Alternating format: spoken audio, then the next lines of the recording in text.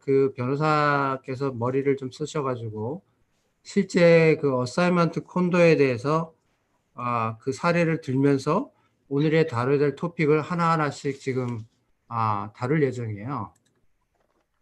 지금 계속 고객님들이 들어오고 있는데 지금 한 15분 정도가 모였거든요. 그래서 지금 애니가 유튜브 지금 레코드를 좀 테크니컬하게 좀 준비를 하고 있어가지고 조금만 있다가 시작하겠습니다. 조금만 기다려 주세요. 죄송합니다.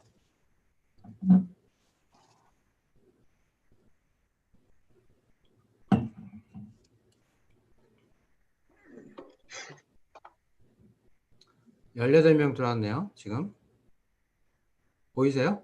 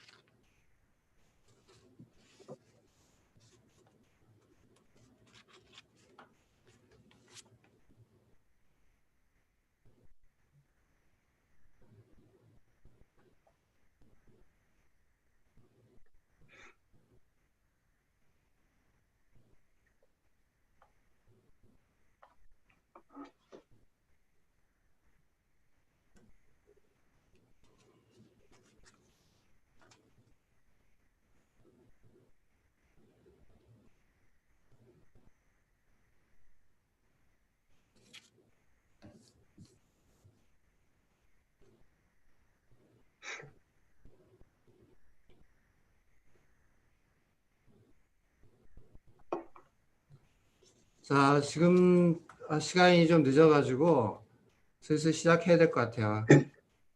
애니? Yep. 변호사님 들어오셨어요, 이제. 안녕하세요, 최 변호사님. Okay, she's here. She's here. Okay, 야, great. 변호사님 안녕하세요. Wait, hold on. Choice.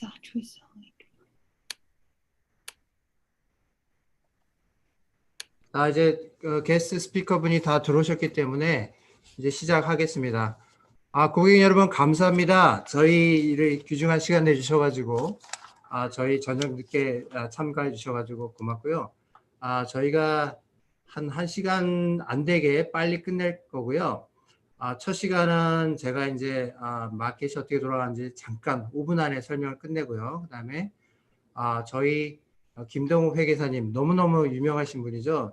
제 회계사님도 되고 여러분 고객님들의 아마 회계사님도 될 텐데 아마 부동산에도 베테랑이시고 아마 이 토론토에서 제일 아마 유명하신 거를 숨기고 계신 그런 분 중에 하나인데 이분이 아마 그 첫 스타트를 틀어주실 거고 그 다음에 오늘의 토픽에 대해서 법적인 문제나 케이스 스타디를 우리 최우현 변호사님이 아마 맡아서 세컨 강의를 해주실 거예요. 그래서 토탈 강의는 한 25분에서 30분 정도 하고요. 나머지 끝나는 시간에 저희가 이제 질문을 받겠습니다. 그래서 참가하신 분들이 저희가 이제 언뮤트를 하면은 아마 질문을 하실 수 있을 거예요. 그러면 제가 먼저 마켓이 어떻게 돌아가는지 간략하게 정말 간략하게 끝내겠습니다. 토론토 부동산 시장이 간략하게 말하면은 제목에서 보다시피 다운타운 콘도는 약간 슬로우한데 외곽의 단독주택은 지금 굉장히 핫한 상태예요. 그게 왜 그러냐면은 그 다운타운 하이라이즈 콘도에서 그동안은 그 출퇴근을 안 하려고 젊은 친구들이 많이 살았잖아요.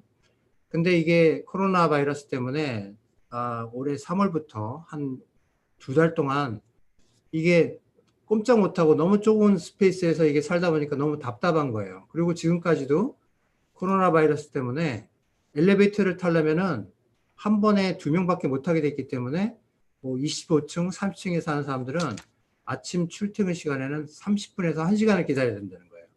그러니까 이게 너무너무 답답해가지고 이 젊은 친구들이 원베드 플러스 10을 팔면은 한 70만 불 정도가 생기는데 그 돈을 조금 보태면은 외곽에 나가면은 단독주택을 살 수 있는 거예요. 그래서 이게 이 전문가들이 다 3월달, 4월달에 마켓이 다 꼬꾸라질 거라고 예상을 했는데 이상하게 마켓이 살아가지고 외곽에 있는 주택이 막 팔리기 시작하고 이러니까 이게 돈이 돌기 시작한 거예요.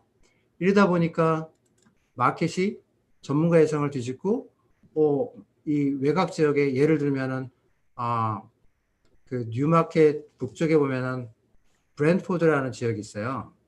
아마 한국 사람들이 많이 가는 그 본헤드라는 골프장이 있고 그 근처고 카디날 골프장 북쪽인데 여기는 3월에서 9월 사이 6개월 동안에 무려 26%가 올랐어요. 집값이. 그러니까 단독주택에 땅이 좀 넓고 공원이 있고 그다음에 그 고 트레인이 있는 지역이면은 뭐 엄청나게 올랐어요. 아니면 멀티 아니면 살 수가 없는 정도로 부동산이 핫한 시장으로 바뀌었고 그다음에 토론토 지역에서도 가격이 좀 싼데 1.1, 1포인트 이런 거는 금방금방 팔리고요. 그다음에 미사가 지역도 많이 올랐어요. 미사가 지역도 80만 불, 90만 불짜리는 아예 없어지고 지금은 100만 불, 110만 불짜리도 나왔다면 멀티가 들어가는 그런 시장으로 바뀌었습니다. 대신에 다운타운은 좀 이제 슬로우하고요. 특히 렌트 시장이 굉장히 안 좋아졌어요. 그래서 렌트 시장이 빈 공간이 너무 많고 예를 들면은 원베드룸 콘도가 에글린턴 지역에만 한 100개, 200개가 나와 있고요. 다운타운 지역에는 한 1000개 정도가 나와 있어요. 그러니까 이게 아무래도 서로 경쟁해 가지고 렌트를 깎다 보니까 콘도 시장이 약간 슬로우하고요. 반면에 주택 시장은 핫한 이런 상태로 바뀌었습니다. 근데 콘도 시장이 완전히 또 죽었느냐 또 그렇지도 않더라고요. 그래서 하나만 더 보면은 최근에 번 종착역, 번 메트로폴리탄역 종착역이죠. 그 지역에 지금 콘도가 분양을 하고 있는데 페스티벌이라는 콘도예요.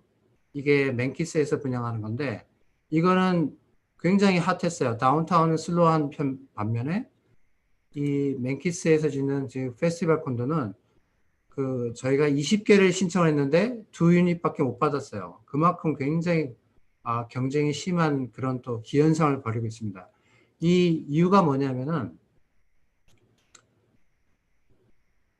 다운타운에 조그만 스페이스가 비싼데 그거 돈이면 차라리 원베드에서 투베드로 옮겨가지고 좀 여유가 있는 공간에 그다음에 이 사진에 보시면 보이겠지만 공원도 있고 이런데 공원대 좀 여유도 있고 여기가 조깅로가 17km를 맞는데요. 그래서 이런 공원도 있고 전철역도 바로 옆에 있고 이런 공간을 다시 이제 인기를 찾은 거예요. 그러니까 사람들 시각이 다운타운이 좋다 해서 약간 이제 벗어나서 외곽 지역도 좀 넓은 공간을 찾기 시작했다 이거죠. 그래서 트렌드가 약간 바뀌었고요. 그래서 콘도가 계속 빠질 거냐? 그러면 또 그렇지도 않을 거예요. 전문가들이 보는 입장에서는 내년에 콘도 시장이 다시 오를 걸로 보는데 그 시기가 언제냐? 그 시기는 유학생들이 다시 돌아오기 시작하는 때 정도에 아마 들어올 걸로 좀 예상하고 있습니다. 지금 토론토에 있는 유학생이 캐나다 전체 유학생이 한 50만 명 잡는데 토론토에 있는 유학생이 한 28만 명? 생각을 해봐서 28명인데 그 중에서 다운타운 콘도에 렌트하는 친구들이 한 반은 될 거예요. 한 14만. 그 친구들이 지금은 다 떠나 있어요. 거의 중국 학생들인데 이 친구들이 들어오기 시작하면은 아마 렌트 시장도 금방 찰 거고 그러다 보면은 콘도 시장도 다시 부밍업 할 걸로 보입니다. 그래서 마무리를 지으면은 콘도 시장이 죽지는 않는데 올해만 조금 조정을 할 것 같아요. 근데 이런 조정 시기에 콘도를 구입해서 자녀한테 증여를 하지 않으면 지금 콘도 시장이 워낙 또 세게 또 내년에도 올라갈 거기 때문에 아마 자녀가 직장을 잡더라도 돈을 저축해서 콘도를 사기는 너무 벅차지 않을까. 아마 다들 이 얘기는 아마 다들 부모님들 제 나이 또래 되는 부모님들은 다 이해를 하실 거예요. 지금 다운타운 콘도가 분양을 받아도 스퀘어피트당 1,300불, 1,400불인데 영란이나 명품 콘도 좀 유명 브랜드사에서 짓는 콘도는 스퀘어피트당 1,700불, 1,800불 갑니다. 그러니까 원 플러스 10을 살려면 90만 불이 들어가야 되기 때문에 아마 엄두를 못 내요. 그러니까 아마 지금 쌀 때 구입하셔가지고 자녀한테 증여나 이런 걸 하지 않으면 아마 굉장히 힘들 걸로 보입니다. 그래서 자녀한테 증여할 때 어떻게 세금 문제라든지 HS 텍스 문제라든지 법적인 문제를 지금 저희 전문가 두 분을 모셨기 때문에 전문가 분한테 의견을 일단 듣고 나중에 질의응답하는 시간을 갖도록 하겠습니다. 그러면 먼저 김동욱 회계사님한테 제가 마이크를 넘겨가지고 회계사님 얘기를 듣도록 하겠습니다. 감사합니다. 자, Annie, please share the Danny Kim's screen. No, he can do by himself. 예, 스크린 좀 쉐어해 주세요. 예. 보이시나요? 네, 네? 보입니다. 예. 안녕하세요. 오늘 최우현 변호사님하고 같이 세미나를 진행하게 될 김동욱이라고 합니다. 오늘 제가 먼저 발표를 하고 그 후에 최우현 변호사님이 발표하실 건데요. 제가 발표하는 그 내용하고 최우현 변호사님이 발표하신 내용하고 조금 중복된 부분이 약간 있어서 제가 오늘 하는 부분, 최우현 변호사님이 다시 좀 더 깊게 들어갈 부분은 아주 간략하게 지나갈 겁니다. 제가 여기 계신 분들이 어떤 백그라운드를 갖고 계신지, 캐나다에 오신 지 얼마나 되셨는지, 그리고 관심사가 어떤 분야인지, 또 캐나다 세법에 대해서 얼만큼 아시는지 제가 잘 모르기 때문에 기본적인 부분만 한번 쭉 훑어가는 방법으로 하고요. 그러고 나서 광고에 나온 4가지 토픽 중에서 첫 3가지에 대해서만 간략하게 말씀을 드리겠습니다.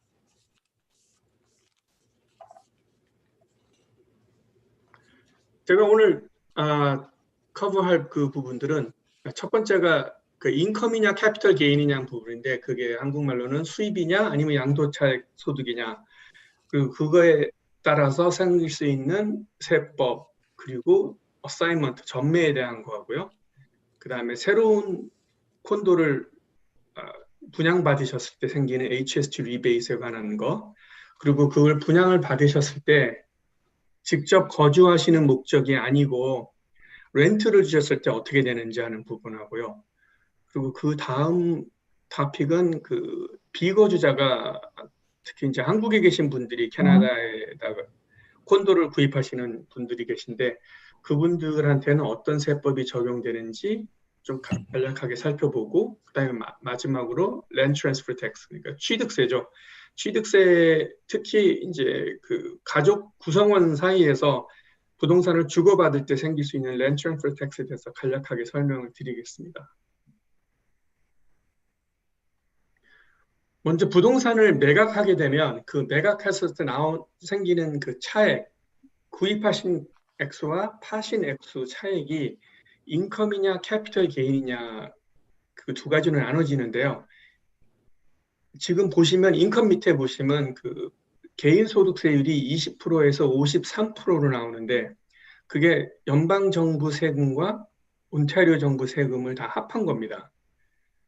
그래서 그 구간별로 다른 세율이 적용이 돼서 최저 세율이 20% 정도 되고 최고 세율이 53% 정도 됩니다. 53% 정도 되는 세율은 그 총 수입이 22만 불 이상 정도 되는 부분에 해당하는 거고요. 부동산을 매각해서 생기는 차액이 인컴으로 되면은 그 차액이 전부 다 과세 대상 소득이 됩니다. 근데 그게 캐피털 게인, 그러니까 양도 차익이 되면은 반만 과세 대상이 되기 때문에 전체적으로 봤을 때는 세율이 반이 됩니다. 10%에서 27% 정도가 됩니다. 그러면 어떤 경우에 인컴이고 어떤 경우에 캐피털 게인이냐 하는 부분이 생기는데, 그거를 나누는 가장 중요한 거는 그 부동산을 구입한 목적이 뭐냐가 제일 중요합니다. 예를 들어서 물론 본인이 거주하기 위해서 사는 부동산은 과세 대상이 아니니까 상관이 없는데, 이 부동산을 사서 렌트를 줄 경우에 렌트로 월세 수입을 계속 몇 년 하다가 그 부동산을 매각했을 경우에는 그 차액이 캐피털 게인으로 들어가는데, 이 처음에 부동산을 구입한 목적이 시세 차익을 노리고 구입했다가 판매를 하게 되면은 인컴으로 적용이 됩니다. 그렇게 되면은 그 차액의 100%가 과세 대상이 되는 거죠. 요새 같은 경우에는 전매를 하거나 렌트 목적으로 구입을 한 이후에 대개 1년 이내에 팔게 되면 거의 100% 국세청에서 인컴으로 간주를 하고 있습니다, 지금. 그래서 대개 1년 이상 보유를 하시라고 말씀을 드리고 저는 그리고 가능하면은 2년이 넘으면 더 안전하다고 말씀을 드립니다.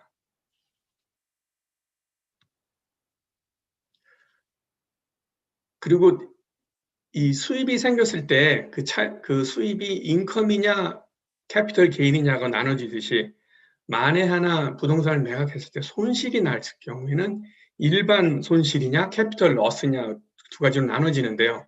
일반 러스의 경우에는 아무 다른 수입, 예를 들어서 뭐 봉급이라든지 비즈니스 인컴이라든지 모든 종류의 수입하고 상쇄가 가능하고 올해 러스가 나면은 지난 3년 안에 생긴 이득과 상쇄를 할 수 있고 앞으로는 20년을 가져갈 수 있습니다. 근데 이제 캐피털 러스가 생기면 캐피털 게인하고만 상쇄가 되는 대신에 앞으로 가져가는 거에 있어서는 20년이라는 제한 조건은 없고 계속 끝까지 사망할 때까지 그걸 가져갈 수는 있는 거고요.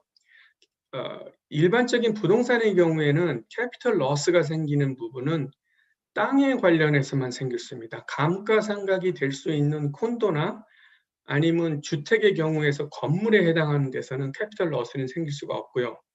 땅은 감가상각이 되지 않기 때문에 땅에 대해서만 캐피털 러스가 발생을 합니다.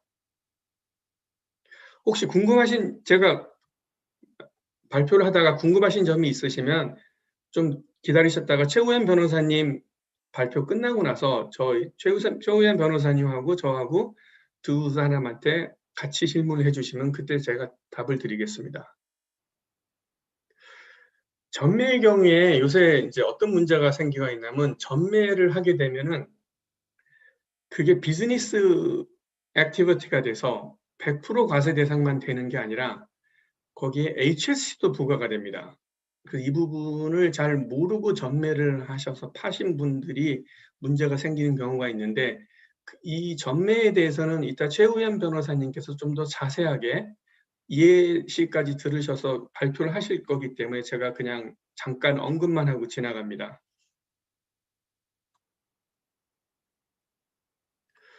이 HS 리베이트 이 부분은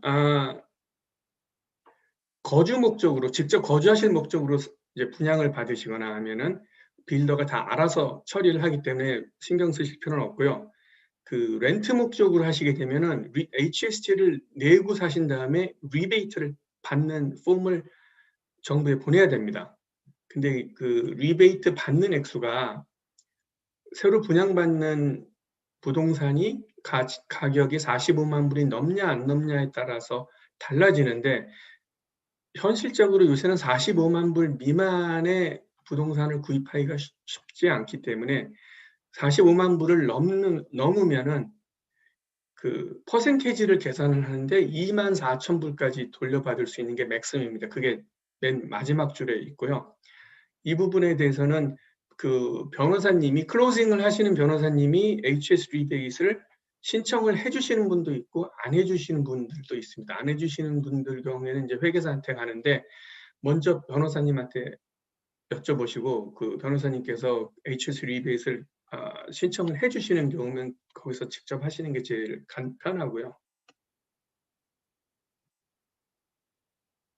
혹시 여기 계신 분들 중에서 그 본인이나 아니면은 친척이 한국에서 캐나다에 렌털 프로퍼티로 사시는 분이 계실지도 모르는데 우리가 보통 월세 수입이 생기면 개인소득세 신고를 할 때 한꺼번에 지난 1년 동안 생겼던 렌트에 대한 인컴과 익스펜스를 보고하고 거기에 해당하는 세금을 내면 되지만 비거주자의 경우에는 좀 더 복잡해집니다.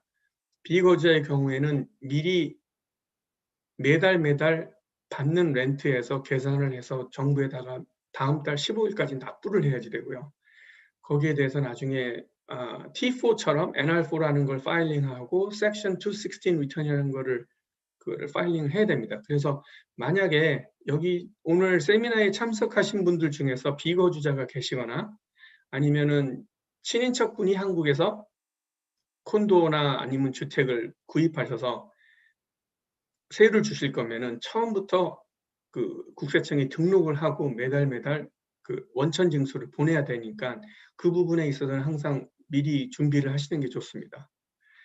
그리고 그 렌트 수입 말고 나중에 비거주자가 가지고 있던 부동산을 매각할 경우에는 클리어런스 서티피킷이라는 거를 파일링을 해서 정부 내가 매각한 액수와 처음에 구입한 액수 그리고 처음에 구입할 때 발생했던 기타 부대 비용, land transfer tax라든지 변호사 비용이라든지 그거를 뺀 그 차액의 25%를 정부에 내야지 되고요.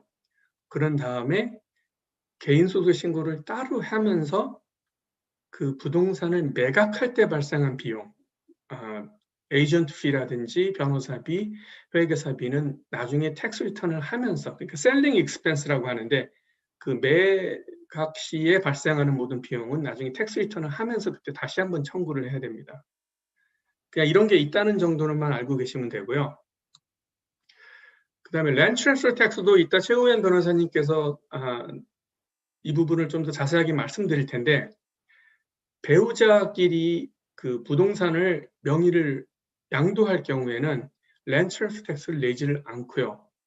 배우자가 아닌 친인척들, 뭐 자녀분들이나 이렇게 한테 양도를 할 경우에는 우리가 일반적으로 랜드 트랜스퍼 텍스는 부동산 구입 가격을 기준으로 계산을 하는데 지금같이 뭐 자녀분한테 양도를 할 경우에는 그 부동산에 남아있는 몰기지 액수를 기준으로 랜드 트랜스퍼 텍스가 계산이 됩니다. 예를 들어서 그게 시가가 100만 불인데 우리가 100만 불짜리 부동산을 구입하면 100만 불에 대한 랜드 트랜스퍼 텍스를 내지만은 자녀분들한테 그걸 양도를 해줄 경우에 돈을 안 받고 양도해 줄 경우에 100만 불에 대해서 몰기지가 20만 불이 있으면 20만 불에 대해서만 랜드 트랜스퍼 텍스가 부과가 됩니다. 그러니까 몰기지가 없으면은 랜드 트랜스퍼 텍스가 아예 하나도 없는 거고요. 제가 간단하게 제가 프레젠테이션을 마쳤는데요. 오늘 그 광고에 나온 4가지 토픽에 있어서 첫 번째 3가지에 대해서 간략하게 말씀을 드리면 첫 번째 회사 이름으로 부동산을 구입하는데 어떤 문제가 있고 혜택이 무엇인지 이 부분에 있어서는 그 부동산을 구입하실 때 법인으로 하신 거와 개인으로 하시는 거 장단점이 있어서 딱 맞는 정답이라는 건 없습니다. 정답이라는 건 없지만 일반적으로 콘도나 아니면 개인 주택을 구입해서 세를 주는 경우에는 그냥 개인 이름으로 하는 경우가 거의 대부분이고요. 상용 건물이나 아니면은 오피스 빌딩 같은 거를 구입을 하실 경우에는 법인으로 하는 게 대부분입니다. 그 이유는 나중에 여기 계신 분들 각자 회계사 분하고 상의를 하시면 되고요. 그리고 만약에 커머셜 플라자나 아니면 오피스 빌딩을 몇 개를 갖고 계시는 경우에는 그 빌딩마다 법인을 따로 만드는 게 더 혜택이 있습니다. 그건 이제 세금상의 혜택은 아니지만 법적으로 어떤 프로텍션 같은 거, 자산에 대한 프로텍션에서 중요한 거고요. 두 번째, 부동산 시장이 조정기에 자녀에게 증여하고 싶은데 세금을 줄일 수 있는 방법은 솔직히 없습니다. 솔직히 없고요. 저도 손님들한테 가장 많이 받는 질문 중에 하나가 세금을 어떻게 하면 줄이느냐에 대해서 질문을 많이 받는데 부동산에 같은 경우에는 모든 게 다 서류상으로 깨끗하게 드러나는 거기 때문에 특별히 할 수 있는 건 없습니다. 다만 제가 제 고객들한테 말씀드리는 거는 세금을 줄이는 거에 포커스를 두면 안 되고 세금을 내고 나서 내 주머니에 남는 돈이 얼만큼 그걸 극대화하는 게 제일 중요합니다.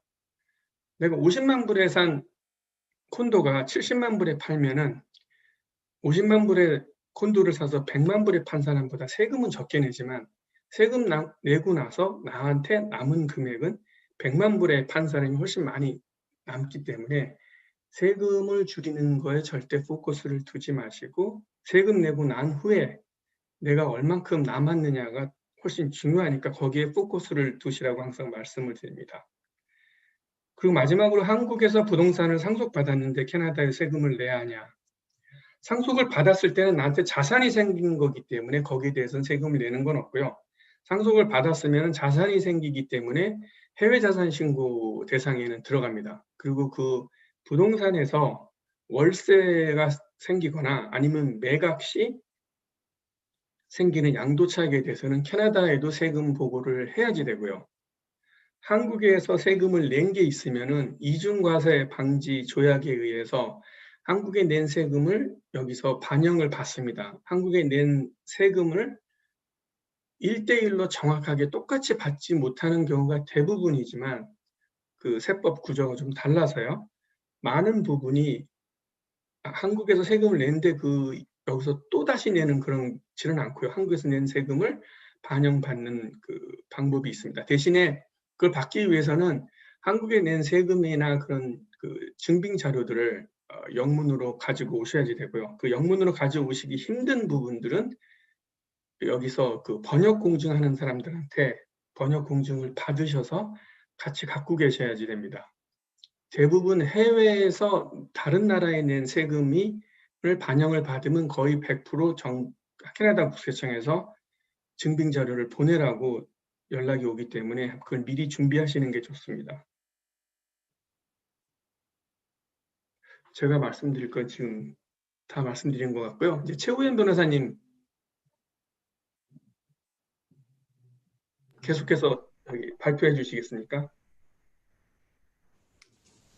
최우현 변호사님, 저 자료 띄워주세요.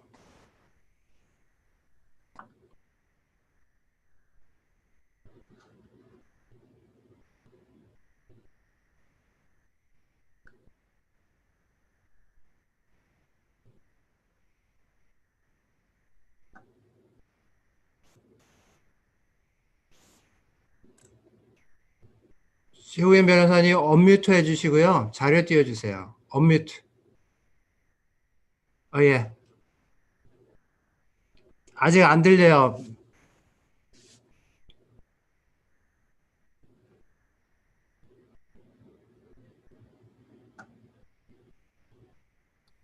I think there's if you possible, what do you use right now? It's iPad.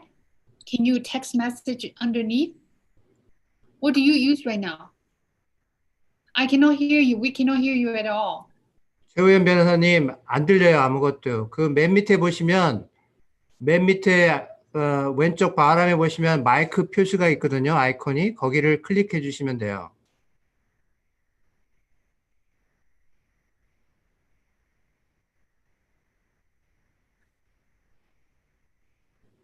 아이고, 죄송합니다. 이게 기술적인 테크니카 문제가 있네요. Probably she need to restart the computer or 예, 그 okay. 줌에 다시 들어가야 되니까 잠깐만 기다려 주세요. 그 기다리는 동안에, 예, 기다리는 동안에 어떻게, 이진유 사장님 안녕하세요. 예, 안녕하세요. 잘 들리세요? 예, 저는 잘 들려요. 아, 예. 또 이렇게 어려운 시간 만들어 주셔서 고맙습니다. 아이, 별 말씀이요. 참가해 주셔서 고맙고요. 뭐 꼭, 지금, 최 변호사님 말씀해 주세요. 아직 안 들려요. 맨 밑에 보시면, 맨 밑에 그 스크린 쉐어가 있고요. 그 다음 맨 왼쪽에 밑에 보시면은 뮤트 그 마이크 표시가 있거든요. 그거를 클릭해 주시면 돼요. 언뮤트. 변호사님, 안 들려요. 아이고. 저희 말 들려요? 들리면 손 들어주세요. 그러면, 저희가 지금 그 최 변호사님 그 스피커가 안 되거든요. 마이크가. 그 마이크 테스트를 해가지고 볼륨을 높여주세요. 아무것도 안 들려요, 지금. 처음에 죄송합니다. 저희가 엊그저께 같이 테스트를 했거든요. Paul? 예. Okay. So, Teresa, can you hear me better? If you can't hear me, say okay. Okay. So, one thing you can do, check your cell phone. Let me turn on my camera so I can see. So, if you turn on or not, try this. Okay, and turn the volume up. Can you try?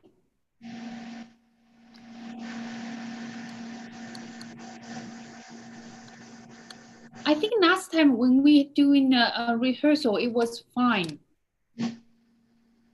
Okay.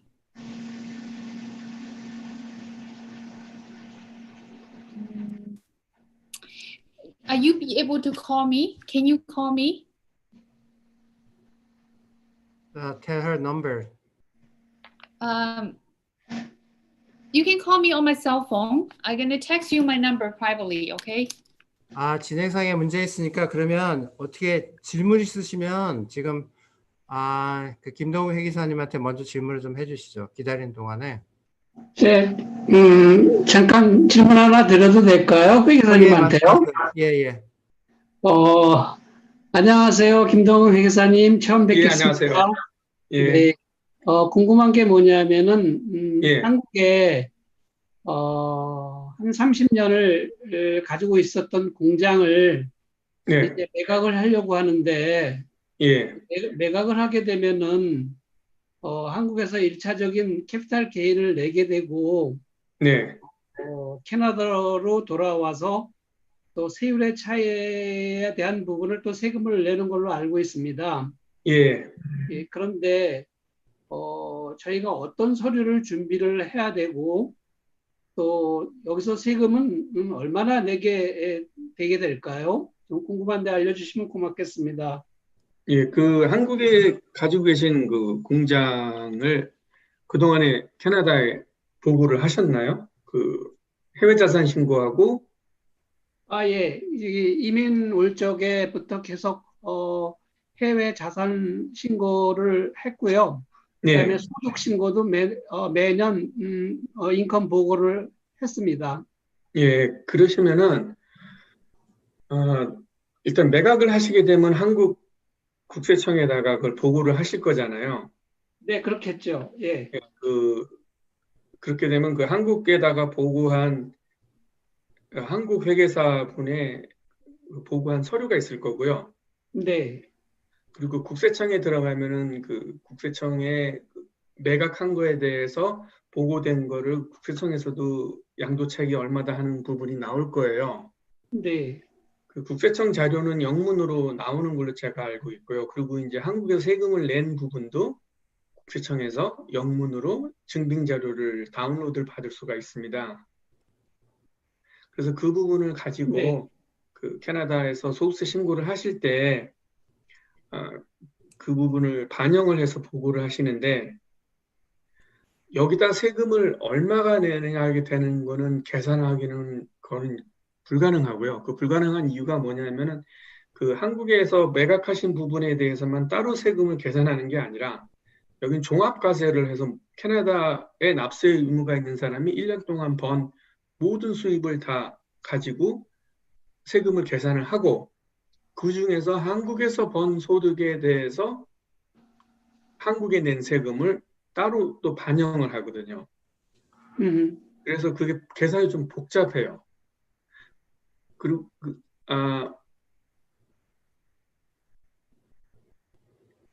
뭐가 떠갖고 이게 뭔가 그 한국에 낸 세금을 어떻게 반영을 받냐면요. 이제 두 가지로 계산합니다. 한국에 얼마를 냈냐 세금으로. 여기 1번이고 2번은 전체 소득에서 한국에서 번 소득이 몇 프로냐. 그리고 캐나다에 낸 세금, 캐나다에 내야 되는 세금이 얼마냐. 그러니까 예를 들어서 한국에서 양도차익으로 번 소득이 4만 불이라고 가정을 하고 캐나다에 다른 소득이 6만 불일 경우에 총 소득이 10만 불이잖아요. 네. 근데 그 10만 불을 가지고 계산한 캐나다 세금이 3만 불이라 그러면 그 3만 불의 40%가 한국 소득에서 나온다고 계산을 합니다. 왜냐하면 4만 불이 총 10만 불 중에서 4만 불이 한국 소득이니까 그럼 40%잖아요. 그러면 캐나다 세금 3만 불의 40%가 한국에 해당하는 거라고 생각을 하고 그거하고 한국에 진짜로 낸 세금 액수 둘 중에서 작은 액수만큼을 반영을 받게 됩니다. 그래서 그게 계산이 좀 복잡해요. 지금 알고 있기로는 한국에 소득세율이 50%로 알고 있거든요. 양도 차익에. 예. 그런데 그걸 내고 여기 오면은 캐나다 세율은 어떻게 되는가 그게 좀 궁금한 거거든요. 예, 아까 제가, 잠깐만요.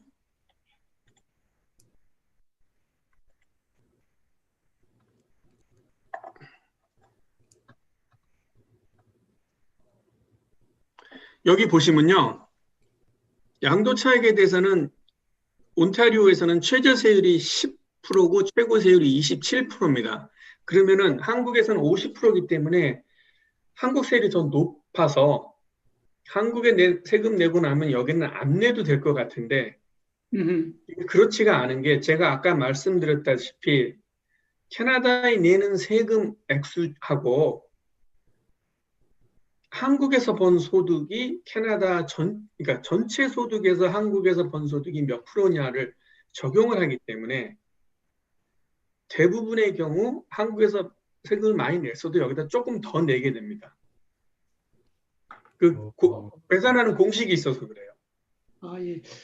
또 한 가지는 예, 제가 이제 그 공장을 한국에서 수출업을 경영을 하다가 여기 2002년에 이민을 왔거든요.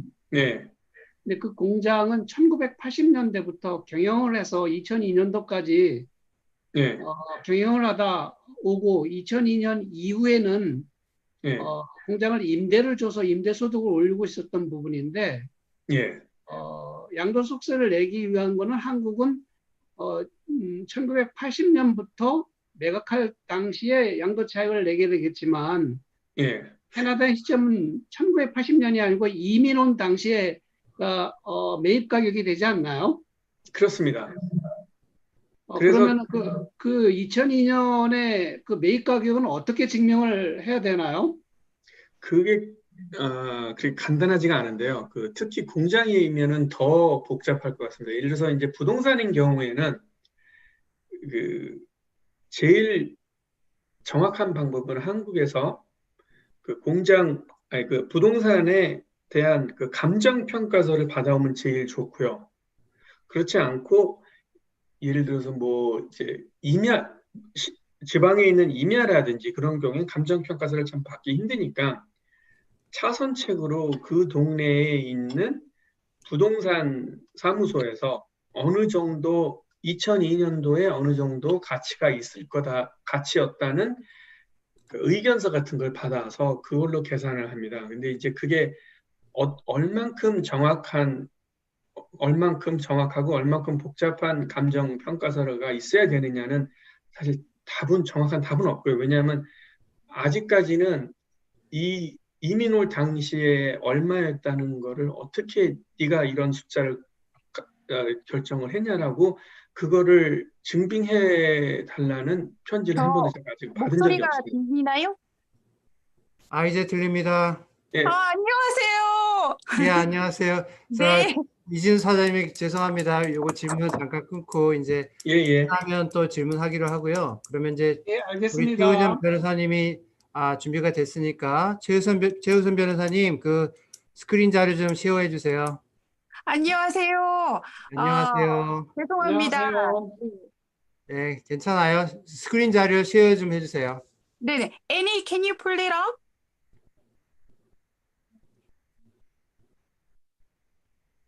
오케이, 이제 나왔어요. 안녕하세요. 네, 최우연입니다. 안녕하세요. 네. 네.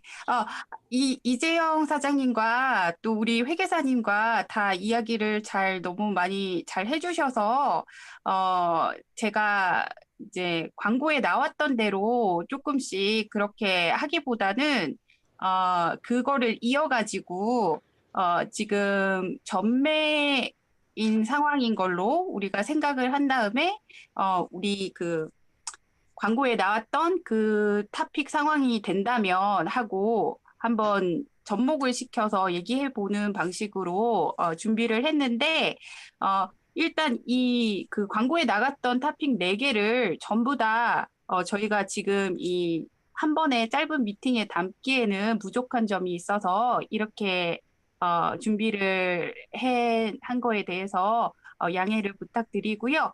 우리 그 아까 이재영 사장님 말씀대로 지금 코로나 사태로 인해서 부동산 시장이 어떻게 된다, 안 된다, 그런 우리가 생각한 부분들이 많이 있는데, 마지막에 끝내실 때 말씀하신 대로, 콘도가 아직 죽지는 않았어요. 그리고 말씀하신 대로 다운타운이 아닌 조금 이 위쪽에 있는 콘도는, 얼마 전에도 많이 그렇게 돼서, 이제, 어, 아주 분양 경쟁률이 높았었거든요.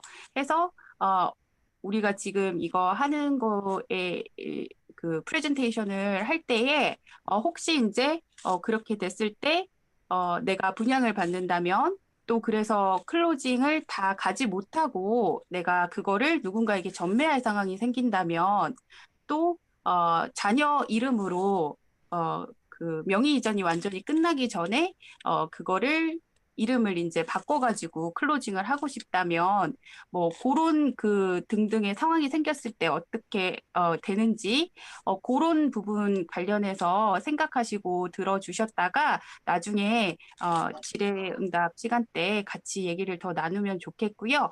아까 우리 김동욱 회계사님께서 제 프레젠테이션 때 더 자세하게 나온다라고 하신 부분들이 몇 가지 있는데 사실 더 자세하지가 않거든요.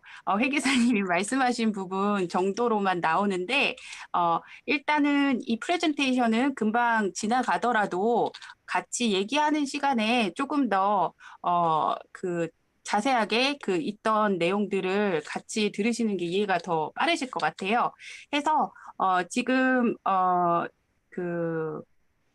해서 제목은 지금 제가 이렇게 해두었는데 여러 가지 토픽이 사실 연관이 안 되어 있어서 이렇게 해놨는데 전반적으로 지금 말씀드린 대로 전매했을 때에 만약에 회사 법인으로 그거를 뭐 샀다면 내지는 또 자녀 명의로 바꿨다면 그렇게 이그젬플로 나가기 때문에 일단 전매를 내가 하는 사람이다 생각하고 시작을 봐주시면 좋을 것 같아요.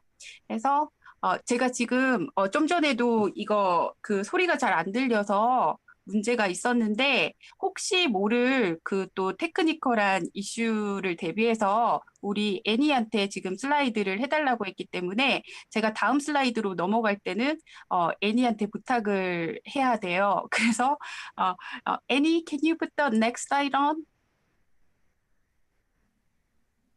예. 해서 일단은 이제 콘도 전매를 만약에 하신다고 하면은 우리가 기본적으로 집을 그 부동산을 매입하실 때는 클로징이 이제 한 번 있으시잖아요. 그때에 잔금도 전달하고 명의도 이전되고 근데 이 시공사 측에서 분양을 받는 그냥 집도 마찬가지고 그리고 콘도도 마찬가지고 클로징이 2번 있다고 생각을 일단 하셔야 되세요. 그래서 이제 명의 이전이 이루어지기 전에 일단 시에서 사람이 살 수 있는 이 정도로는 지어졌다 하는 허가를 받으면 그 입주 클로징을 먼저 하게 되거든요. 그래서 그 입주 클로징을 할 때는 내 명의로 바뀌지는 않지만 일단 입주만 먼저 하는 거고 그리고 이제 콘도가 다 거의 지어져서 등록이 되면은 그때에는 명의 이전을 할 수 있기 때문에 그 파이널 클로징을 하게 되거든요. 해서 지금 이제 전매 같은 경우에는 그 파이널 클로징 전에 이 콘도를 팔거나 아니면 명의 이전을 하실 때에 하실 수 있는 부분이세요. 그러니까 내가 지금 갖고 있는 이 콘도를 살 수 있는 권리를 파시는 거거든요. 명의를 이전하는 것이 아니라. 해서 이런 경우는 보통 이제 거기 그 콘도가 클로징하고 나면 직접 거주를 하시려고 했었는데, 뭐 직장이 더 이상 그 근처에 있지 않아서 더 이상 파이널까지 기다리지 않아도 된다든지, 아니면은 이 그 자녀분께 그냥 명의를 넘겨주셔야 한다든지 그럴 때에 이제 하시는데, 자녀분께 명의를 넘겨주시는 또 경우에는 사실 이게 다 그 빌더들 계약서마다 조금씩 다르거든요. 해서 어떤 그 빌더 계약서는 가족 간에 그냥 바꾸는 거는 그냥 타이틀 디렉션을 해가지고 바꾸는 것도 괜찮다 할 때도 있고, 가족 간이어도 무조건 전매 형식으로 해야 한다고 할 때가 있고, 그렇게 되는데, 아까 잠깐 그 회계사님이 얘기를 하셨지만, 저는 이제, 이 콘도 입주 클로징에서 파이널 클로징까지만 하고, 이후에 오는 어떤 뭐 세금 문제라든지 이런 거는, 회계사님들께 이제 가시기를 권해드리거든요. 회계사님들이 제일 그 고객분 마다마다의 상황도 아시고 진행도 해주실 수 있고 해서, 그렇게 하는데, 회계사님들 의견을 들으면, 그 가족 간의 이거 명의 이전이더라도 타이틀 디렉션보다는 어사인먼트 형식으로 되는 게 나중에 그 리베이트를 받을 때에 좀 더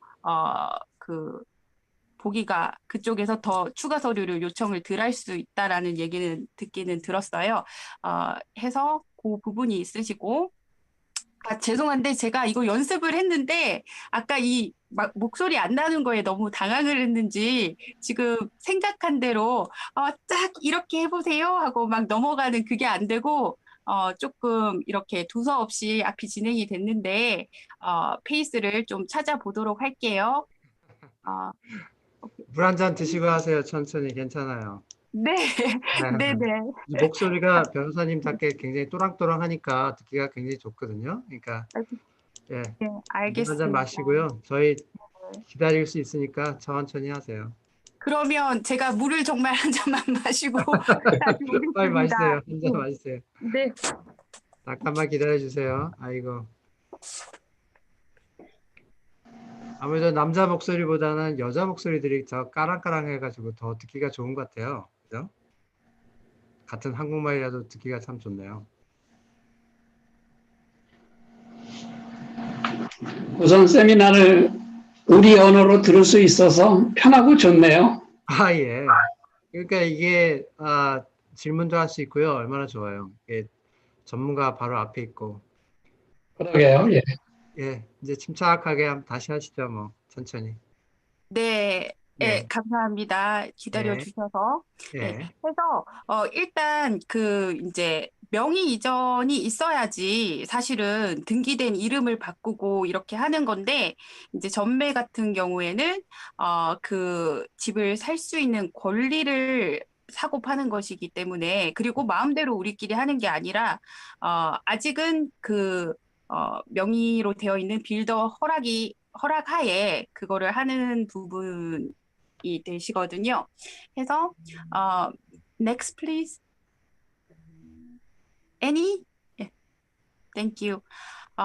말씀드린 대로 이거는 부동산을 사겠다는 그 약속, 계약서에 있는 사겠다는 권리를 파시게 되는 거고 사시게 되는 거고요. Next please. 그러면은 만약에 전매로 매입을 하실 때에 바이어로서 사는 사람으로서 좋은 점과 또 리스크는 뭐가 있을까 생각을 해보시면 이제 더 이상 분양하는 그 인벤토리가 남아있지 않은데 사실 수가 있고, 그리고 지금 어쨌거나 전매로 사셔도 파이널 클로징 후에 사시는 것보다는 아직은 더 저렴한 금액에 그거를 사실 수가 있다 하는 그런 그 장점이 있고요. Next please. Annie, why don't I just say Annie and you put the next slide? Can you do that? Sure. Thank you so much, Annie. Thank you. 해서 그 장점들은 이제 말씀드린 대로 그건데 그러면은 또 리스크는 뭐가 있을지 생각을 해보시면은 기본적으로 아까 말씀드린 대로 이미 그 원 구매자가 해놓은 계약서 그 계약서에 있는 권리를 그대로 하시는 거기 때문에 혹시 계약서 안에 어떤 조항이 있더라도 그거를 이제 변경이 불가하죠. 있는 그대로만 그냥 하실 수가 있는 거고 지금 그 우리 커뮤니케이션 문제로 애니가 이거를 그냥 넘겼는데 애니 can you go back one slide? 그리고 지금 이제 그 전매로 또 사시게 됐을 때는 우리가 그냥 일반 리세일 사시는 것보다는 디파짓을 훨씬 많이 주신다고 생각하시면 되세요. 이미 빌더들은 15%에서 20% 정도 디파짓을 해놓는 게 대부분이잖아요. 근데 일반 그냥 리세일을 사시게 되면 뭐 5% 정도 일단 디파짓을 하시는 부분이 있으니까 디파짓을 좀 더 많이 하셔야 되는 부분이 있고, 그리고 또 이게 전매도 하나의 트랜잭션이기 때문에 그 변호사 비용들이 많이 들죠. 또 빌더가 뭐 달라는 비용, 물론 파는 어사이너가 내겠지만 그런 것들이 있고, 그리고 이 전매 허락을 해줄 때 빌더가 이 새로 사는 그 어사이니 바이어의 그 몰개지가 어프로브가 돼서 이거를 살 능력이 될 건지, 이걸 원래 원구매자들은 계약서 사인하셨을 때 그거를 이제 2달 내지는 1달 내에 그거를 프로바이드 하는데 이 전매로 사실 때도 그거를 이제 주셔야 되는데, 근데 몰개지 자체는 일단 그 원계약서에 나온 금액을 기준으로 은행이 예를 들어 뭐 80%를 주겠다, 75%를 주겠다 이렇게 하는데 우리는 이제 전매 그 프리미엄도 얹어서 내야 되니까 추가적으로 생각하셔야 되는 금액들이 더 있죠. 그래서 몰개지로 다 커버되지 않는 추가 그 가지고 있으신 디파짓 금액이 더 있으셔야 된다는 점이 생각하셔야 될 리스크가 되겠고요. 애니? 그러면 이 전매로 파시는 분이 생각했을 때 전매로 파시는 분의 입장에서 좋은 점은 뭐가 있을까 하면 지금 혹시 만약에 이제 더 이상 내가 파이널 클로징까지 갈 수가 없는 상황이 된다면은 그 전에 이거를 팔 수가 있으니까, 만약에 파이널 클로징을 못할 상황인데 계속 가지고 있게 되면, 그래서 클로징을 못하게 되면 했던 디파짓마저 그 날리게 되실 수 있거든요. 근데 이제 그 전에 팔아서 전매를 해가지고 이제 벗어나실 수가 있는 그런 그 장점이 있는데, 그리고 또 추가적으로 얹어서 받는 그 어사이먼트 프리미엄이 있을 거고요. 애니? 정말 죄송합니다. 예. 아니에요. 그리고 예. 해서 지금 이제 그 셀러 입장에서 볼 때 또 리스크 같은 경우에는 아까 말씀드린 대로 계약서마다 다르기는 한데 미리 이거를 이제 처음에 계약서 사인하신 분이 법적으로 정해져 있는 그 쿨링 피어리드라고 하는데, 그 10일 동안 리뷰하면서 예를 들어 나는 전매할 계획이 조금이라도 있다. 그랬을 때 이분이 뭐 이렇게 그 어사이먼트 피 같은 걸 없애거나 해놓지 않으셨다면 작게는 변호사 비용인 500불, 많게는 한 5,000불 정도까지도 빌더가 그냥 가져가는 어사이먼트 피가 있어요. 그러면은 그거는 파시는 셀러분이 거의 부담을 하시게 되어 있어요. 따로 서로 정하지 않는 이상은.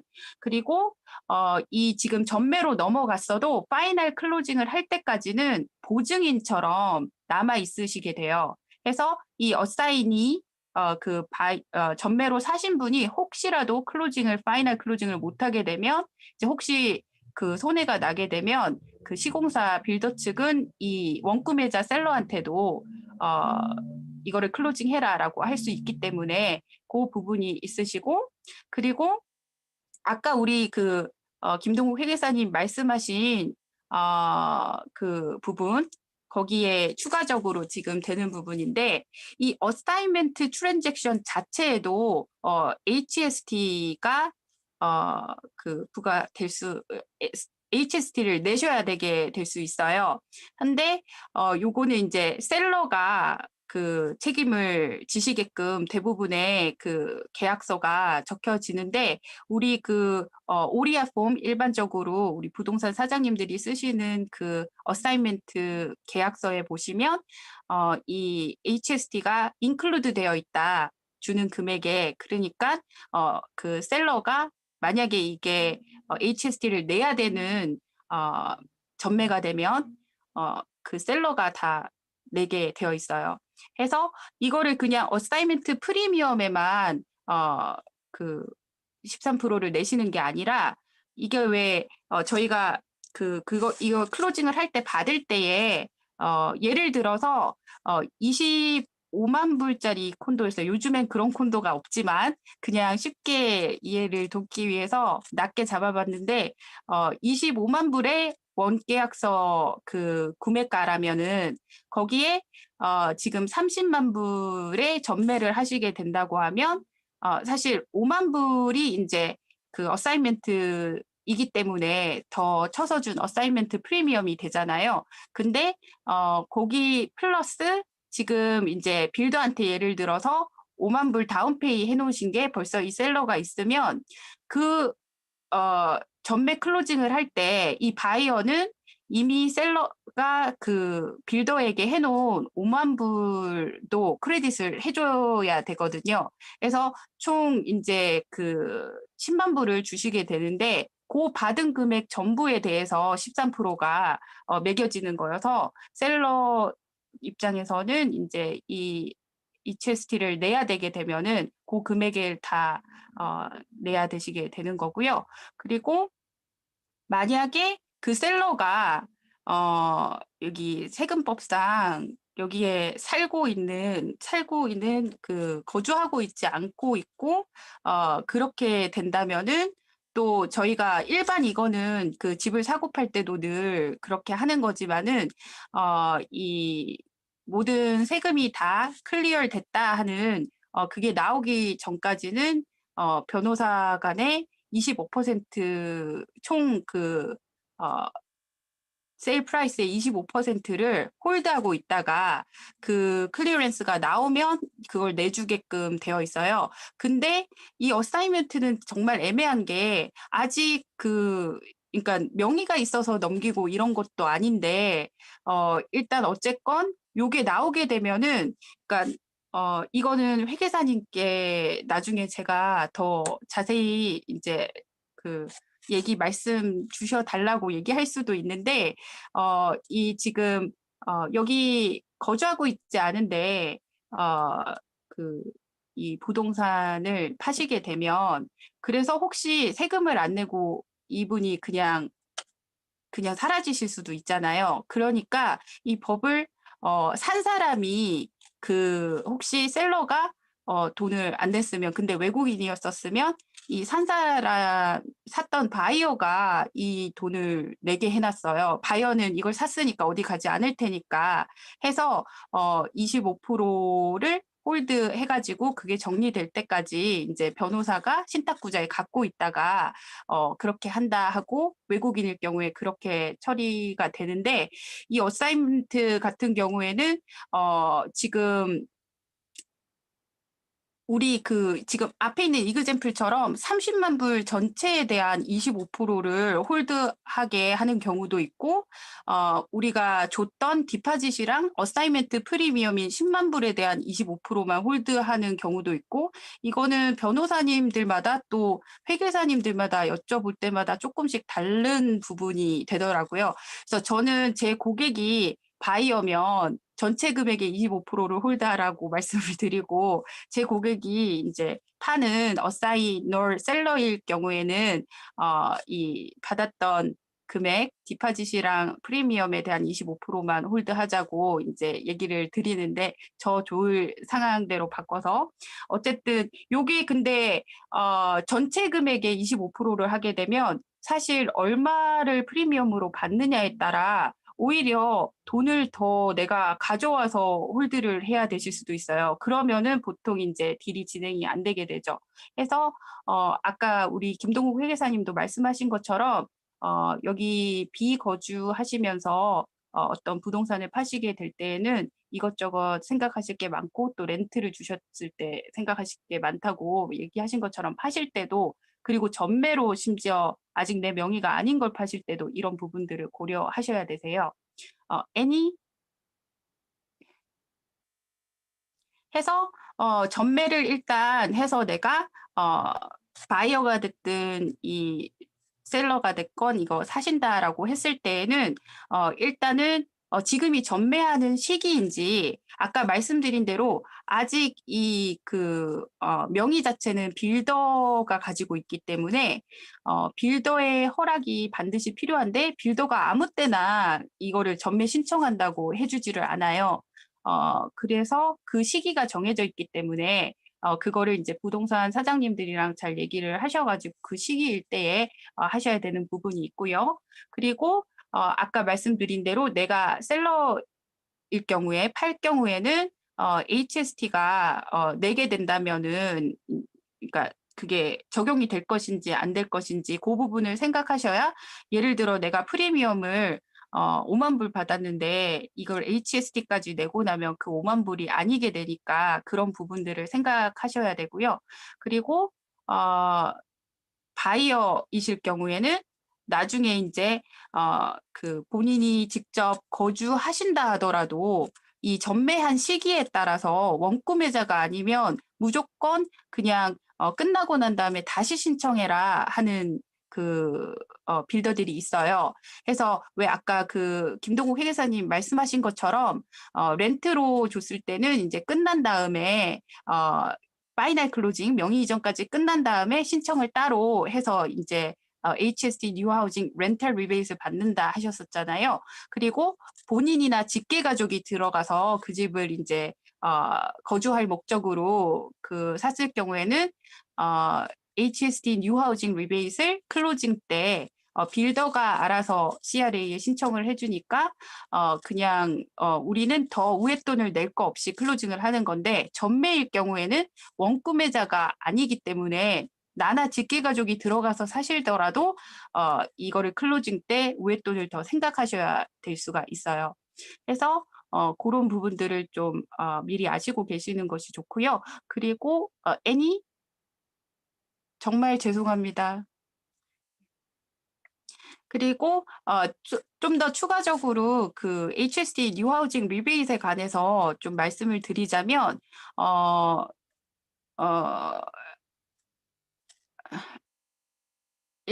일단 아까 말씀드린 대로 지금 본인이나 직계 가족이 거기에 처음으로 거주한 처음으로 이제 들어가서 아큐파이한 사람이어야 되고 그리고 거기를 내가 직접 거주할 목적으로 프라이머리 레지던스로 쓰실 경우에 HST 뉴 하우징 리베이트이 가능한데 여기 제가 한국말로 조금 적혀 있지만 직계 가족만 가능하고 조카, 이모, 삼촌 등은 되지가 않습니다. 그래서 그 부분을 생각보다 많이 전화가 와서 물으실 때가 있어서 한번 그렇게 알려드렸고요. 그리고 말씀드린 대로 이제 렌트 목적이나 아니면은 전매하셨을 때 이게 아큐펜시 클로징 아까 말씀드린 입주 클로징이 지난 다음에 전매를 하실 때도 있거든요. 그 시기가 대부분 아큐펜시 전에 뭐 60일 전쯤에 한다든지 그렇게 하긴 하는데 아큐펜시 이후에 만약에 하게 되면 그러면은 이 HST 뉴 하우징 리베이트이 내가 직접 거기에 살더라도 예를 들어서 아큐펜시 기간 동안 이 셀러가 딴 사람한테 렌트를 줬었다면 그건 또 적용이 안 될 부분이고 그래서 저희가 클로징할 때 한 번도 누가 들어가서 사는 적이 없다 하는 그 부분을 이제 확인을 하고 하는데 일단 그런 부분들을 생각하시면 되고요. 그리고 지금 우리 그 광고에 나간 그 토픽 중에 법인 회사 명의로 혹시 부동산을 매입했을 때 좋은 점, 장단점이 있는가가 있었는데 그래서 만약에 이 그 전매를 법인으로 이거를 한다면은 당연히 HST 뉴하우징 리베이트 클로징 당일 때 본인이나 직계가족이 들어가서 살아야만 되는 그거는 안 되겠죠.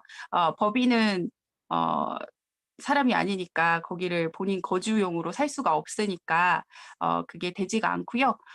그리고 지금 그 좋은 점이라고 하면 제가 그냥 우리 김동욱 회장님께 넘기려고 텍스다라고만 적어놨는데 아까 그 말씀을 해주신 것처럼 이제 회사 명의로 보통 거주용은 안 한다라고 하셨고 이런 그 커머셜용은 이제 법인 명의로 그렇게 한다고 하셨고 그거는 다 이유가 있다고 하셨기 때문에 법인으로 했을 때는 이거를 비즈니스 그 법인의 비즈니스의 일환으로 하는 뭔가가 됐었을 때는 아마 텍스적으로 좋은 면이 있으실 걸로 알고 있고요.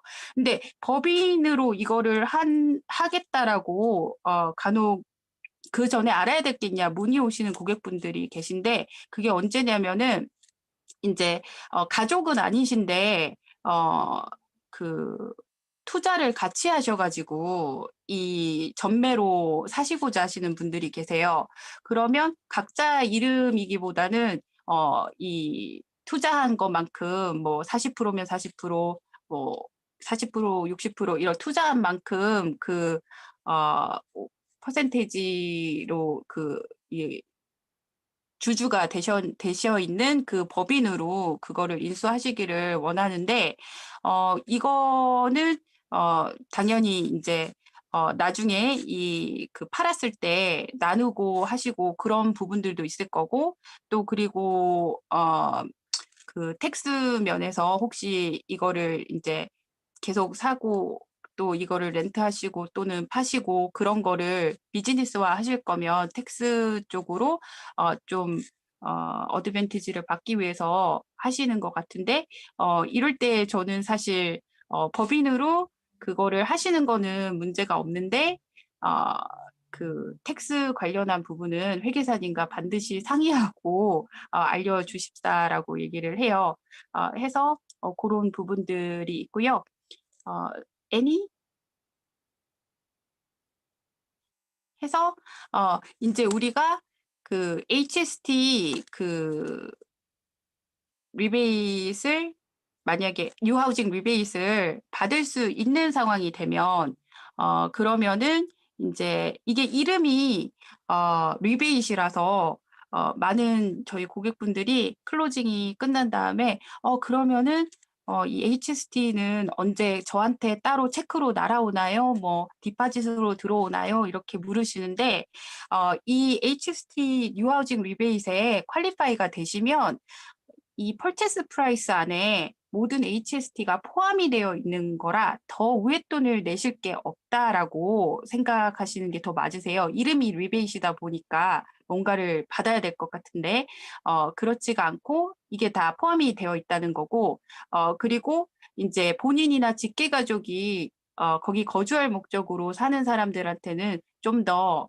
그거를 이제 장려하기 위해서 이렇게 다 포함되어 있다. 그리고 나중에 이거를 이제 뭐 그 렌트로 하시는 분들은 일단 내고 나중에 렌트로 또 받으실 수는 있지만 그게 완전히 총 금액이 아닌 조금 깎인 금액인 경우들도 있다고 그렇게 얘기를 들었어요. 그래서 그 이유는 이제 본인 그 상황 따라 다 다르니까 회계사님과 상의를 하셔가지고 하시면 되겠고요. 지금 이거는 제가 브레이크다운이라고 적어놓고 막 이렇게 했지만 그게 우리가 아는 그 13%를 전부 다 크레딧을 주는 게 아니라 이 HST 뉴하우징 리베이트를 받을 수 있도록 그 적용이 된다 하면, 퀄리파이가 된다고 하면 그 안에서 총 이렇게 리베이트 가능한 그 퍼센테이지가 따로 있어요. 그 아까 그 회계사님도 언급하신 대로 45만 불 이상 넘어가면은 그 이거 프로빈셜 포션은 그냥 없다고, 받을 수 있는 게 없다고 생각하시면 되고, 그리고 페더럴 포션은 연방 정부 포션은 받을 게 없다 생각하시면 되고, 그리고 이 주정부 온타리오 그 텍스 같은 경우에는 맥시멈 24,000까지 그 가능하기 때문에 아까 그 말씀하신 대로 요즘에는 정말 그 이런 막 30만 불 때나 그런 그 분양가는 없잖아요.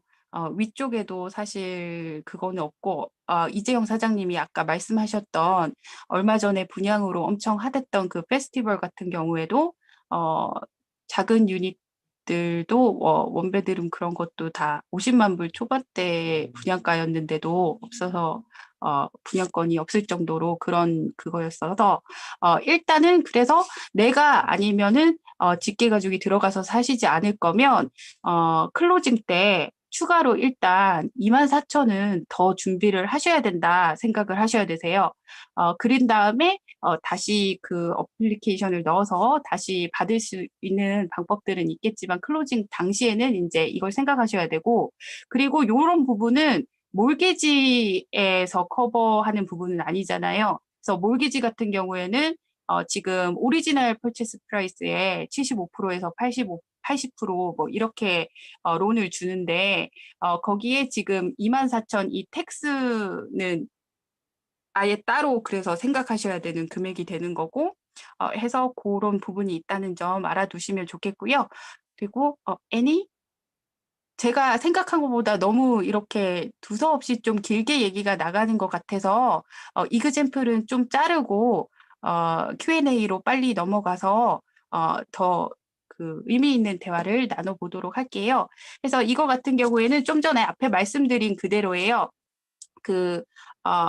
이 45만 불 이상은 무조건 24,000에 캡이 된다는 부분, 그 부분 그냥 이그젬플로 알려드린 거고요. 애니?